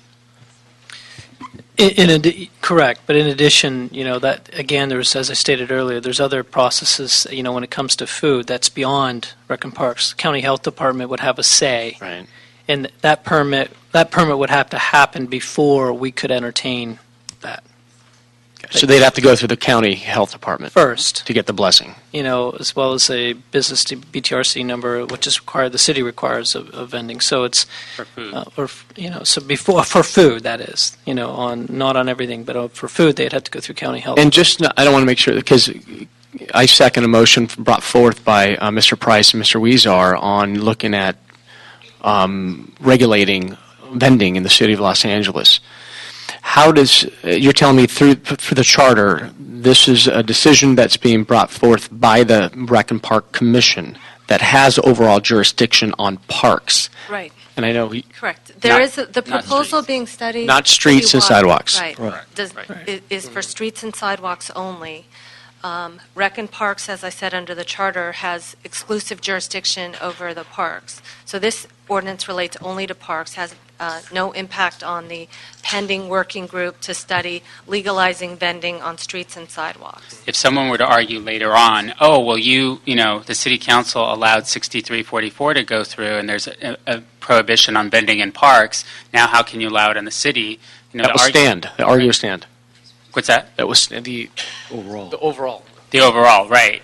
System that you would argue, you would say it's completely different because of that charter mandate, right, about the parks being for a recreation purpose and parkland, whereas our public sidewalks and streets, they have, it's more of an open space for the public. It doesn't close at 10 and open at 5. It's, there's rules and regulations, but it's a very different operation that the board commission has over its parkland jurisdiction. Because one would say, and even talk to Mr. Price coming up, why don't we do a blanket approach on vending across the city? But you're saying that parks is a separate entity and per the charter. 590, exactly. Per the charter, the Recreation and Parks Department would be the only permitted, the only authority that could permit activities there, because they would be charged when they're looking at permits or concessions to make sure that that particular enterprise met that park's recreational purposes. Yeah. Even if city council would say, we think it's a great idea to have a mall at certain parks, you would be then going over their authority because that's their decision to control and manage, right? That's different too. Okay. Thank you. Thank you. Mr. Price. Thank you, Mr. Chairman. I sure appreciate this discussion. It's been a robust one, and your leadership on these issues. As referenced earlier, we have introduced a motion for citywide vending, and I'm told that we're about 60 days out of bringing that back. And I certainly would have preferred to have this melded into that, but I understand the position that the city attorney advised in having to do it now. But I still feel that if we're going to forge ahead, we need to have a common sense approach, and again, not penalize those who are not posing any safety risk to what's going on. So I'd like to suggest a couple of amendments before moving forward, Mr. Chairman, as I discussed with you earlier. One, Section 2, Subdivision 3, to allow for the Parks and Rec to simply approve the vending permit rather than issue it. And I don't know if this is a word of art, but when the citywide motion comes forward, it's my understanding that the Parks and Recs is not going to approve the park vending. Is that correct? In other words, I'm just trying to clarify that so that we don't have to come back again for another round of approval. So I would just suggest some language that says that Parks and Recs approves the vending permit rather than issue the permit. Could the city attorney respond to that? Yeah. We had talked offline about that, but when I went back and looked at the charter, I think the Recreation and Parks Department needs to be the initiating body for the permit, rather than letting another city department issue a permit that would involve parks and then just have the Rec and Parks Department weigh in. I believe that any vending in a park should be initiated by the park, rather than letting another entity do it and then just giving Rec and Parks approval rights. So, Mr. Price, if I understand you correctly, the sort of blanket sidewalk vending citywide, in places, citywide, right? If I understand, you would like some sort of opt-in, right? Or maybe not. Maybe you're saying, Valerie, that's what it would have to be because of the charter. Yeah, I'm saying that I would like whoever the citywide entity to do it would be responsible for Parks and Rec too. Parks and Rec would I issue strongly it. object to that because of the charter of 1925. Yes, I'm concerned there would be a defined it. charter issue with allowing another department to weigh in on what were the appropriate activities occurring in a park. We might get challenged, and there would be a good argument. So I do think under the charter, any activity that takes place in a park, whether that's going to be approved or not, needs to originate with the Recreation and Parks Department. And Councilman Mike Scholl again, I do agree with the city attorney's advice, and the one thing that I've learned 25 years in the city, 10 in recreation and parks, you should not be, other entities outside of the department should not be directing work through the department because it's the intricacies and the things that people just won't know unless you work in the department and know and understand the issues in the park system. It would not work, and I say that with all due respect. I mean, it would not work. It would. I don't. We would. What we could do is when we know that there's been a permit initiated with Public Works, they would reach out to us, and we'd see how we could, be involved with that and see how we could support well, I it. think there should be some level of collaboration, cooperation. I'm told that other cities do it in that manner, and I'm just... Well, they might. I mean, the way that the current, the way our city charter is short of an amendment, that's the way it's set up, so it's not, legally it's not possible. Let me, Mr. Chairman, if I may move Sure, he has a on. few more. Yes, Mr. Price. Two other proposed amendments. On this point, Okay, one moment. I'm going to argue On my this colleague's point that the argument that resists this proposal of my colleague is that you're an independent, freestanding entity, that the charter defines that, and I'm not objecting to that. But I'm thinking that within the framework, though, to go to the issue component means it only gets generated through the park. And so the autonomy and the independence gets preserved, but at the same time, there's a broader, I'm assuming my colleague's pointing to a broader citywide issue that we have in general, and so therefore there would be no issuance coming from outside the department. It would only be initiated through the department, yet at the same time, the concerns that my colleague has for us to have a broader citywide policy could be addressed, and so I think that's the merit and the essence of that proposal, and I think that could work. Right, and that's the hope, and obviously we're not there yet, so we don't have that entity. Right, and it makes But- sense to coordinate that if there's going to be a permit that's going to be on a sidewalk right adjacent to a park, it makes perfect sense to coordinate. There wouldn't be any language change that would needed with this current ordinance to allow the Department of Recreation and Parks to work with any other permitting authority to look at an activity. And I'll just say, and I apologize if I misunderstood what you're saying, but what the Councilman Cedillo just stated, by all means, we would work with them to see how it could work within the park. I'm not suggesting every one of them would, but certainly we would be involved in that process, and I'd hope to be. Well, I just took issue with the language that the Parks and Rec would approve rather than issue the authority to do that. And it sounds like what you're saying, there's some charter, a charter mandate that requires you to issue. Yeah, as opposed to. Just to be clear, I'd be opposed to a different department approving a permit within the park system. I would be, but I'd still would be because that issue lies with our Board of Commissioners. But I don't disagree with what Councilman Cedillo said. When I'm hearing two different things. So I do agree that we could be on the working group. We would work with however we can make it work in the park system. We're not here to put up a barrier. Right.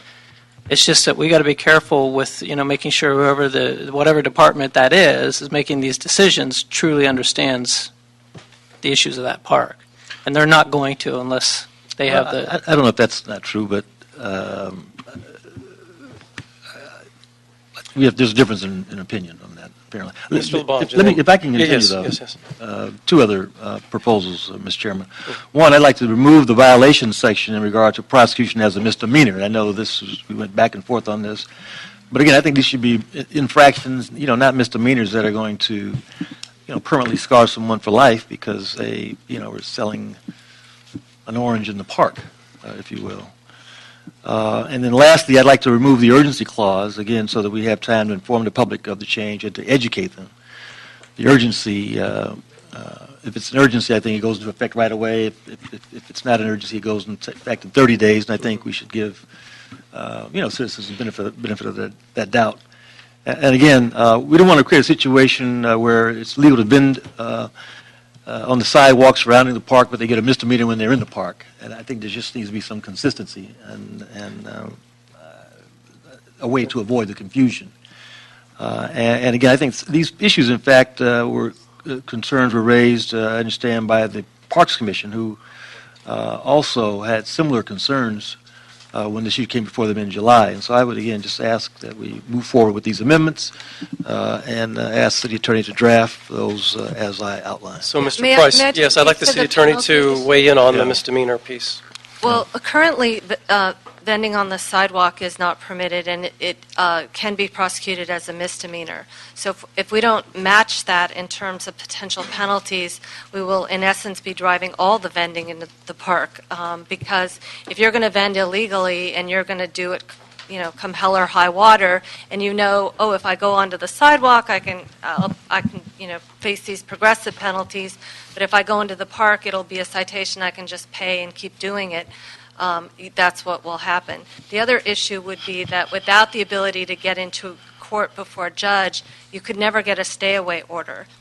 So the pony ride vendor with these dangerous activities could simply, pay the citation time and time again, and we could never get a judge to take jurisdiction over this and say, you can't go to Hanson Dam anymore.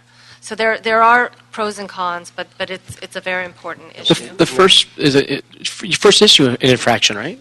The first one is an infraction, right? So colleagues, I'm going to have Veronica, another neighborhood prosecutor from Rampart Yes, Division. correct.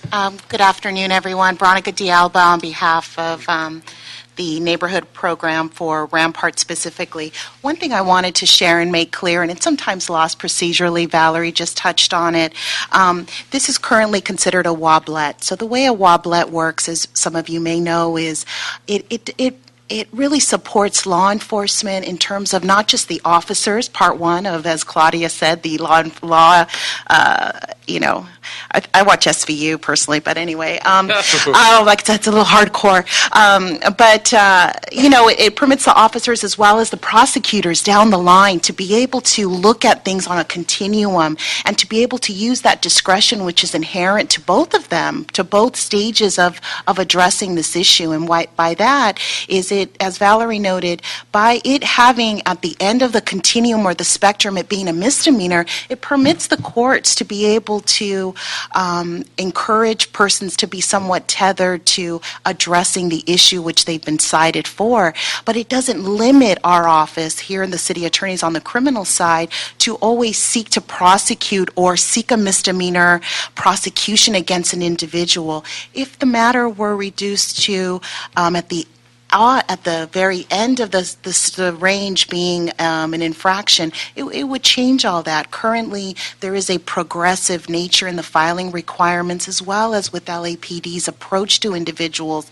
And what it does really, if I may, it really reinforces already our oaths in place to look at a matter, an individual, and look at their prior conduct. And that's because it's in a wobblet standing as opposed to simply a misdemeanor only or simply an infraction only. So it's in keeping more with the spirit of how there are wobblers where there are matters that can be infractions, correct? But sometimes they can be prosecuted or addressed as a misdemeanor matter. And again, it just reinforces that inherent progressive discretion on both ends. Thank you. Joe, you want to say something, and Gil, you as well. Colleagues, what we cannot afford to water down this ordinance, clearly. We've come a long way. This is now, 10 years in the making? Yes. We've been sued. It's gone to federal court.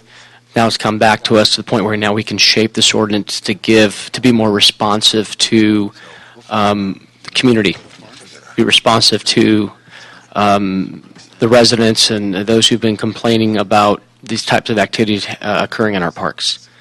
I totally respect Mr. Price and what we're doing, and I too am concerned about the citywide ordinance, but I'm assured that per the LA Charter, our charter, that the commission oversees the park activities and what goes on in the parks, and we have to respect our charter in moving forward on this ordinance. Thank you. Mr. Cedillo and Tom, I'm so sorry you've been wanting. I haven't seen you. So all of our... I've just been here 40 years. Mr. LeBon. But who's counting? So all of our experiences dictate the way we see these things. There's a lot of problems, quality of life, Joe, in the park, particularly MacArthur Park, and I think everyone who works there, they've done such a great job. We have drug use, drug sales, gang activity, overnight camping, prostitution, public drunkenness. Sure. I was there last night. We had a film showing, and all summer long we had the Levitt Pavilion. We also showed another film with Ambulante. We did that last night. So there's a lot of problems that require a misdemeanor and beyond. But selling ice creams, I don't think is one of them. And I think we have to recognize the context that this takes place. And this is the context of my reality. 92% of my district is Asian or Latino. Half of them are immigrants. And so the context is that we are, in fact, putting people in peril from either being deported, detained, or not being able to become citizens when some immigration reform does pass.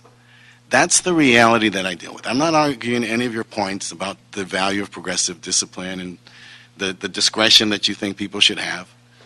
But I'm in fact saying that in this instance, there should be no discretion, right? So that there will be no abuse of discretion. The way to do that is to make sure that in this instance, for the woman selling ice cream, for the man selling bacon-wrapped hot dogs, if you like them or don't like them, right?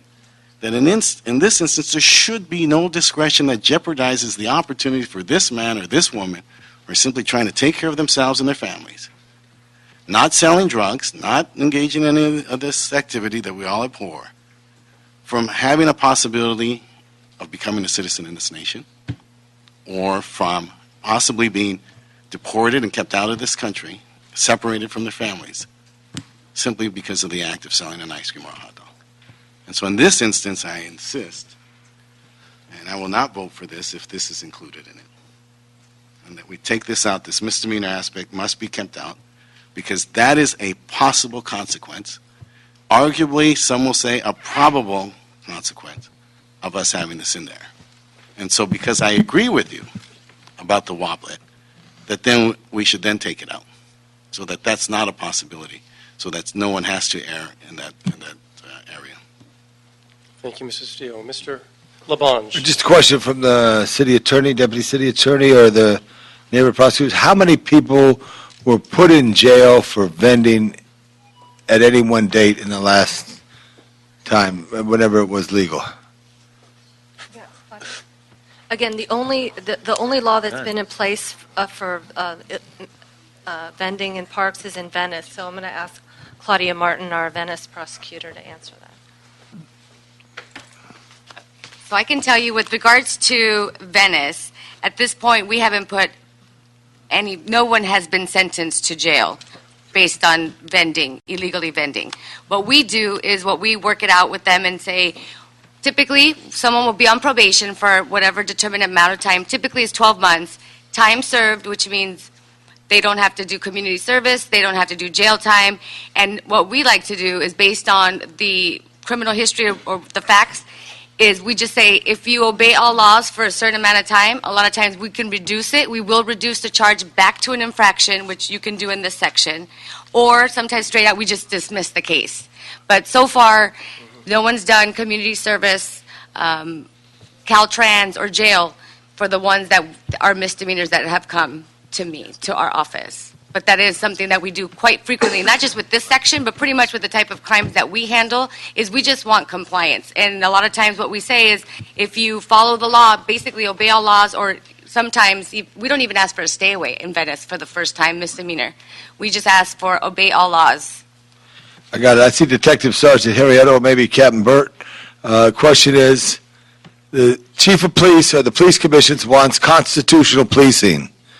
And they want to be a fine city, not a fine city, not a fine, not a Monetary fine. a fine, they want to be a fine city, correct?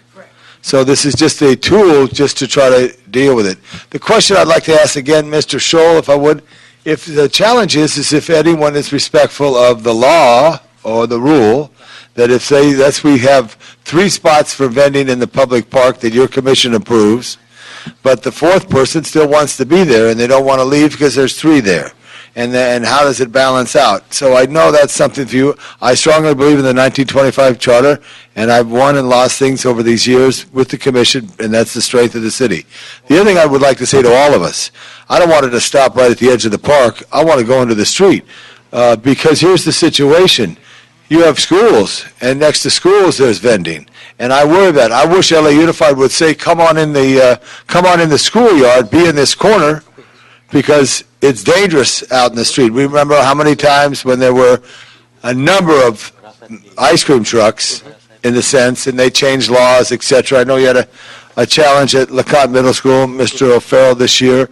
So I would like to control. I have a strong belief in the James Q. Wilson broken windows concept and having control. I don't want to. I love people, Mr. Cedillo. You said very heavy things there.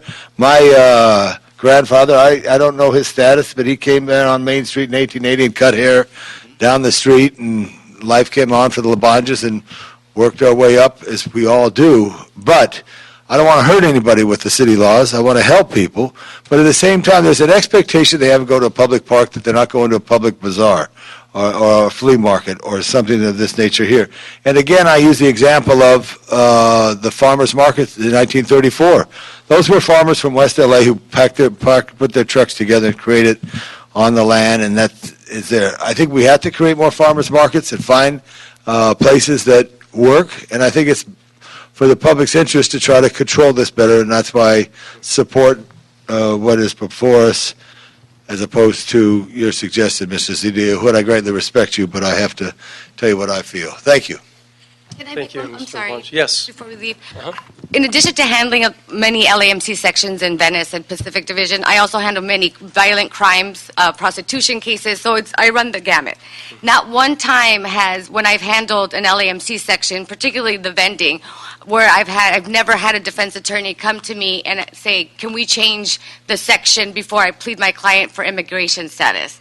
I am not an immigration attorney. I don't know what will cause someone not to get their status, but I will tell you, when I have a violence case, 9 times out of 10, many times defense attorneys will say, can we change it because of immigration status, so my client can eventually. As a prosecutor, I don't take that into account, and I do relay that information, but I would be remiss if I did not share that here, in this section. I've never been asked by a defense attorney, can I change the code section before I plead my client so that my client can get status? That's never been an issue. Can I ask one other quick question? Yes. I hike every day in Griffith Park, and I pick up trash and all that stuff. The most popular thing is caps of water. Yeah, it's an extra stretch I get, Gil. The plastic cap is what I get more than anything else, but I sometimes get cigarette butts. Have you ever prosecuted anybody for littering? No, as far as I could tell, littering is a straight infraction, so I haven't been. Yeah, and then we had 30,000 people out at Heal the Bay trying to clean up, and we all litter. I mean, I'm big on littering. I want to put street cleaning and sanitation, but that's another committee. So thank you, Madam City Attorney Prosecutor, for our neighborhoods. Thank you, colleagues. At this time, I'd like to wrap this up, but Mr. Cedillo, you'd like to say something else? Yes, well, my position remains the same, but let me add, though, that I think listening to this discussion, particularly what the city attorney said, that we have one law on the sidewalk and one law in the park. I understand. Oh, totally. Yeah. And other comments that were made, for me, is an argument that we need to move both together, right? This way we can have, there can be coherence, right? With like the absolute respect for the independence and the autonomy of the park system. But how can we set one for the park system and not know what the city's doing, or set one for the city and not know what the park's doing? Seems that both these entities should be sitting together so we can understand what's the impact one may have on the other. And I think both entities would be interested in figuring out, so that, some of the stuff that I've heard, I mean, it's interesting. It's not in my district. We don't have people coming with boom boxes in the morning. That's just rude. You'd think people would know better than that, period. But so they don't, so that's why we have laws, right? Seems exercise in the park seems like a reasonable thing, but not with a boom box at 6 in the morning, Tom, when you shout at people. But there are things about these two ordinances that seem to would want to move us to have them move together, right? Because one gets ahead, and then the other's going to say, well, wait, we can't do that because the park does this. And then they're saddled by what the park does. Or the city decides to do something, and then the park doesn't, and then says, well, wait, we can't do that because we're going to be saddled by what the city decides to do. And so it seems to me that we wouldn't want to do these two together. Why wouldn't we want to have this conversation together at the same time so that what we're doing where it's similar in both entities, it should then be the same, and where it's dissimilar for good cause, that then those things would be distinct. And so that some activity that might be appropriate in a park might not be appropriate on a sidewalk, or the inverse. And so I would suggest that we hold this matter and figure out the timing with the other citywide and pull these together. In the legislature, they'd call this, move this to conference committee so that those distinctions could be worked out. And Mr. Cedillo, would you like a response from the city attorney's office, or are we just making a statement? Okay, thank you. Thank you. Okay. Thank you. All right, colleagues, AP, would you like to comment? No, I was just, no. You're good? Sure, sure. You're the one who Yeah, motivated me.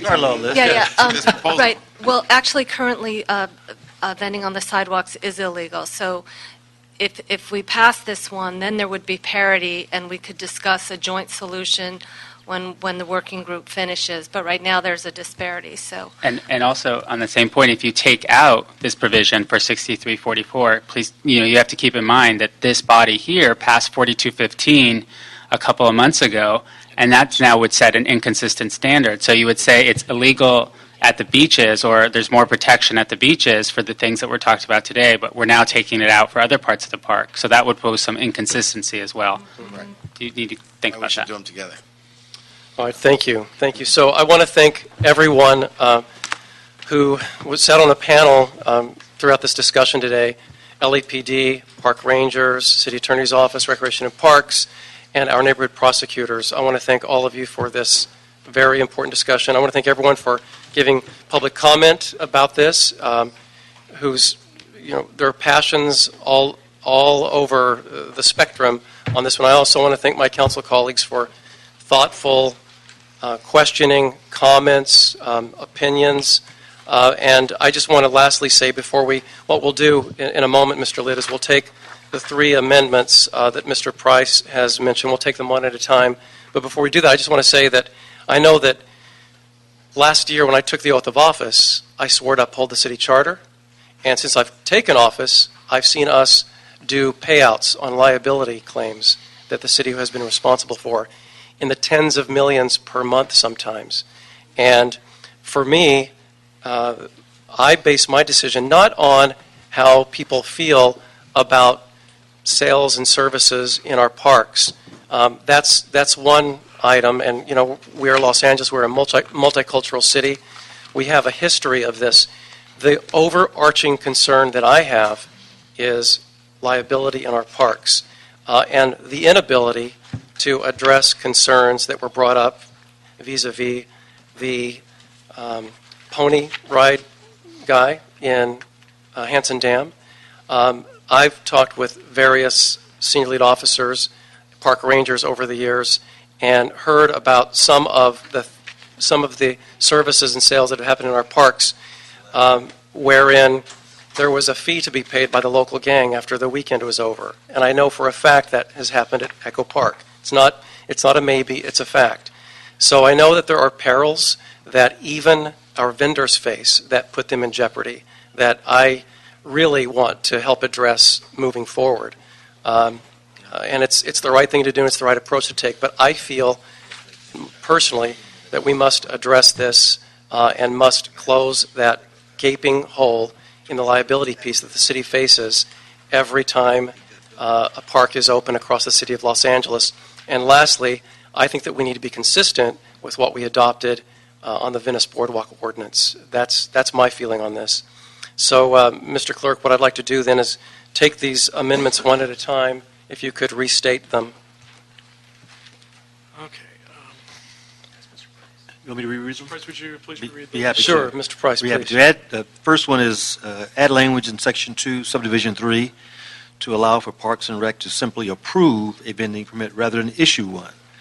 And again, the thought there was that our citywide vending ordinance is nearing completion, and we want to make sure there's some consistency in who's responsible for administering citywide vending, not two separate vending.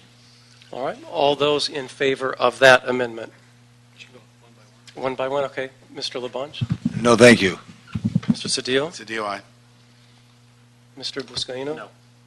Price, Mr. aye. Price? And I am a no as well. So that amendment does not pass. And secondly, Mr. Price? Yes, so remove language in the violation section in regards to prosecution as a misdemeanor, and making them infractions. All right. I was swayed by the neighborhood prosecutors, so I'm going to say no. Thank you, Mr. Labange. Mr. Cedillo? I was swayed by the neighborhood prosecutor, so I'm going to say yes. All right. Mr. Buscaino? No. And Mr. Price? Yes. And I am a no on that one as well, so that amendment does not pass. And then the third. Lastly, Mr. Chair, remove the urgency clause from the motion.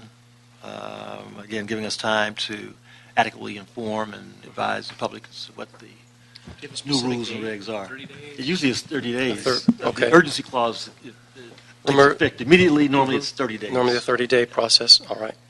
All right. Thank you, sir. Mr. Labange? I was swayed by the deputy city engineer, no. Mr. Cedillo? Cedillo, aye.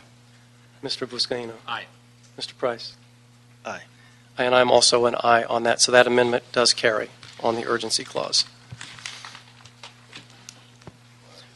So what I'm going to recommend now is that the city attorney report the amended ordinance to this committee within 30 days. See you later. Yes, Ms. Flores. We've already transmitted the ordinance to City Council. Okay, so so- you could It should- take this out of committee today. Uh-huh. It would go to City Council, and what we could do is we could prepare an amended ordinance when City Council considers it that does not have an urgency clause in it. Okay, that's what I would like to do then. Thank you.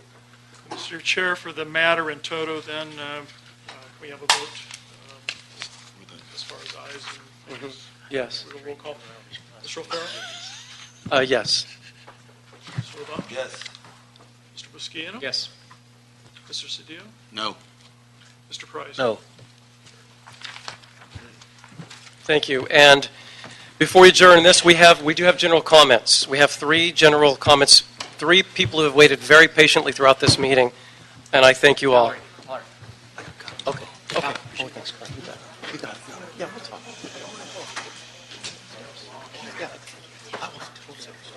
Yeah, absolutely. And first we have Laura Gutierrez, and then we have Mickey Jackson, and then Bradley Hertz, and the 3 of you can all come up.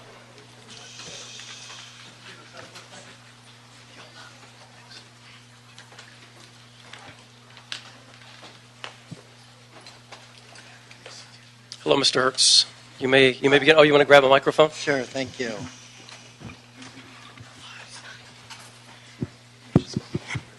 Hi, if possible, we'd like Bradley Hertz to go first. Sure, Thank you absolutely. so much, appreciate it. You bet. Thank you. Good afternoon, members of the committee. I'm Bradley Hertz of the Sutton Law Firm, here on behalf of the AIDS Healthcare Foundation. The council unanimously back in June adopted the LA City Health Protection Act, which requires the creation of an LA City Health Commission. We understand from the council president's office that this committee will probably ultimately have jurisdiction over that commission.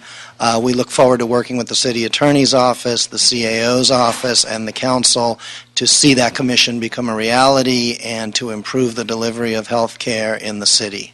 Thank you. Thank you, Mr. Hertz. Thank you. Hello, Mickey. Hi, how are you guys today? Boy, that was a long one. I know. You know, we just thought we'd like bring some information about health issues that are going on that would be something it would be helpful to say have a commission that we could go to.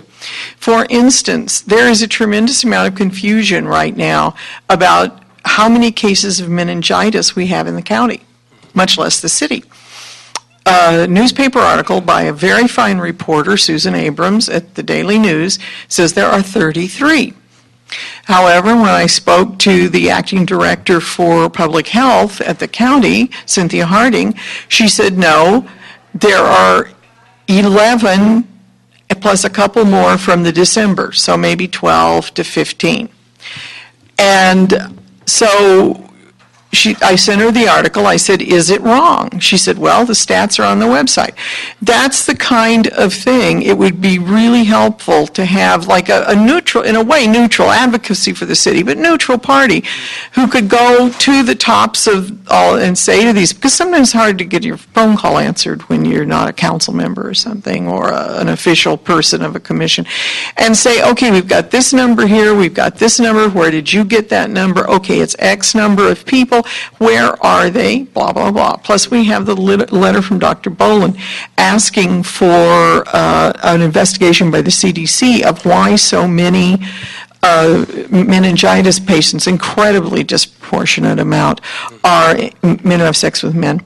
The 11 listed on the county website, 6 are men who have sex with men, 3 have died, and the listing doesn't tell us if they were all men who have sex with men, but this is just crazily disproportionate, so we do need, and the commission could have gotten behind him, he's from the center, and supported his request. Thanks, Mickey. And Laura Gutierrez, I'm going to add, Laura is a Glassell Park resident, long time, just like me. We've known each other for years. And it's really great to see you at this committee, Laura. Hi, Mitch. Thank you so much. How's it feel to have Holder time for you? Well, I knew him. Which is your council way back in the I day. knew him way back in the when he was hired as a what is it, field deputy? Yeah. Yeah, I was your deputy. Yep. And I knew you when you. I know. Yeah. Just a volunteer like me. It was about this tall. So, get ready and run out the door. Hi, my name is Laura Gutierrez, and I am an advocacy advocate from AHF. I'm also a retired registered nurse.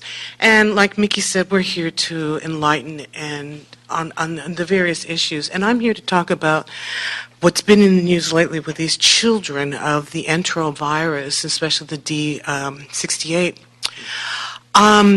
There's some recent articles that came out of the LA Times saying that it's in California, but LA County has not seen anything yet. And LA County Public Health Department is also saying that that is not true. My cousin's grandson was admitted last week with this virus. First, they were told that he had the virus, and then suddenly he doesn't have it anymore. They did all the proper procedures as far as doing a nasal and a throat swab, but when I asked them to push further, did they send this off to CDC as they recommend to go on further to isolate the type of virus? Because this has been around since 1968. They said they did not test unless these children were in ICU. This boy has a history of asthma. My concern is for the safety of the children. He was at school that day. We don't know if he has the virus, he doesn't have the virus, if other children were exposed. This can be a countywide issue. This is something that a health commission, the LA City, would get on top of, because there is discrepancy in the county, and we're trying to create a positive relationship, as you know, Mitch, that I've always done, is to try to communicate. So I think if we were to get that bridge over and, work, the city and the county work together, and you had a commission that actually could hear the concerns of the people that use the county facilities and the services, then maybe we wouldn't have these questions at large. Thank you. Thank you all three for your comment. I am a huge believer in this commission, by the way, so we will definitely get it up and running, and we're in regular contact with the council president's office on this, and so we will keep you posted over the next weeks. I think we'll have the framework in place before the end of the calendar year. We're only a couple of months from that, but I think we're moving forward with the framework to then begin the appointments. So I was looking as to how a commission is formed in the city charter, and I'm not finding anything. So is this something that you're just doing now? This as a new commission, you're making all these rules and regulations? The city council agreed to form a brand new commission. Correct. So I saw it in the charter, but as far as the guidelines, how does one silent on any guidelines?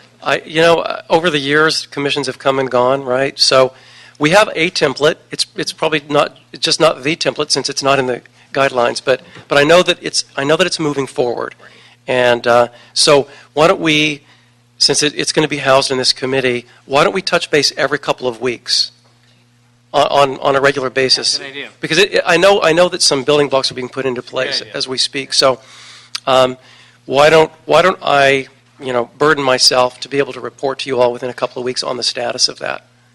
I just don't have the details in front of me right now.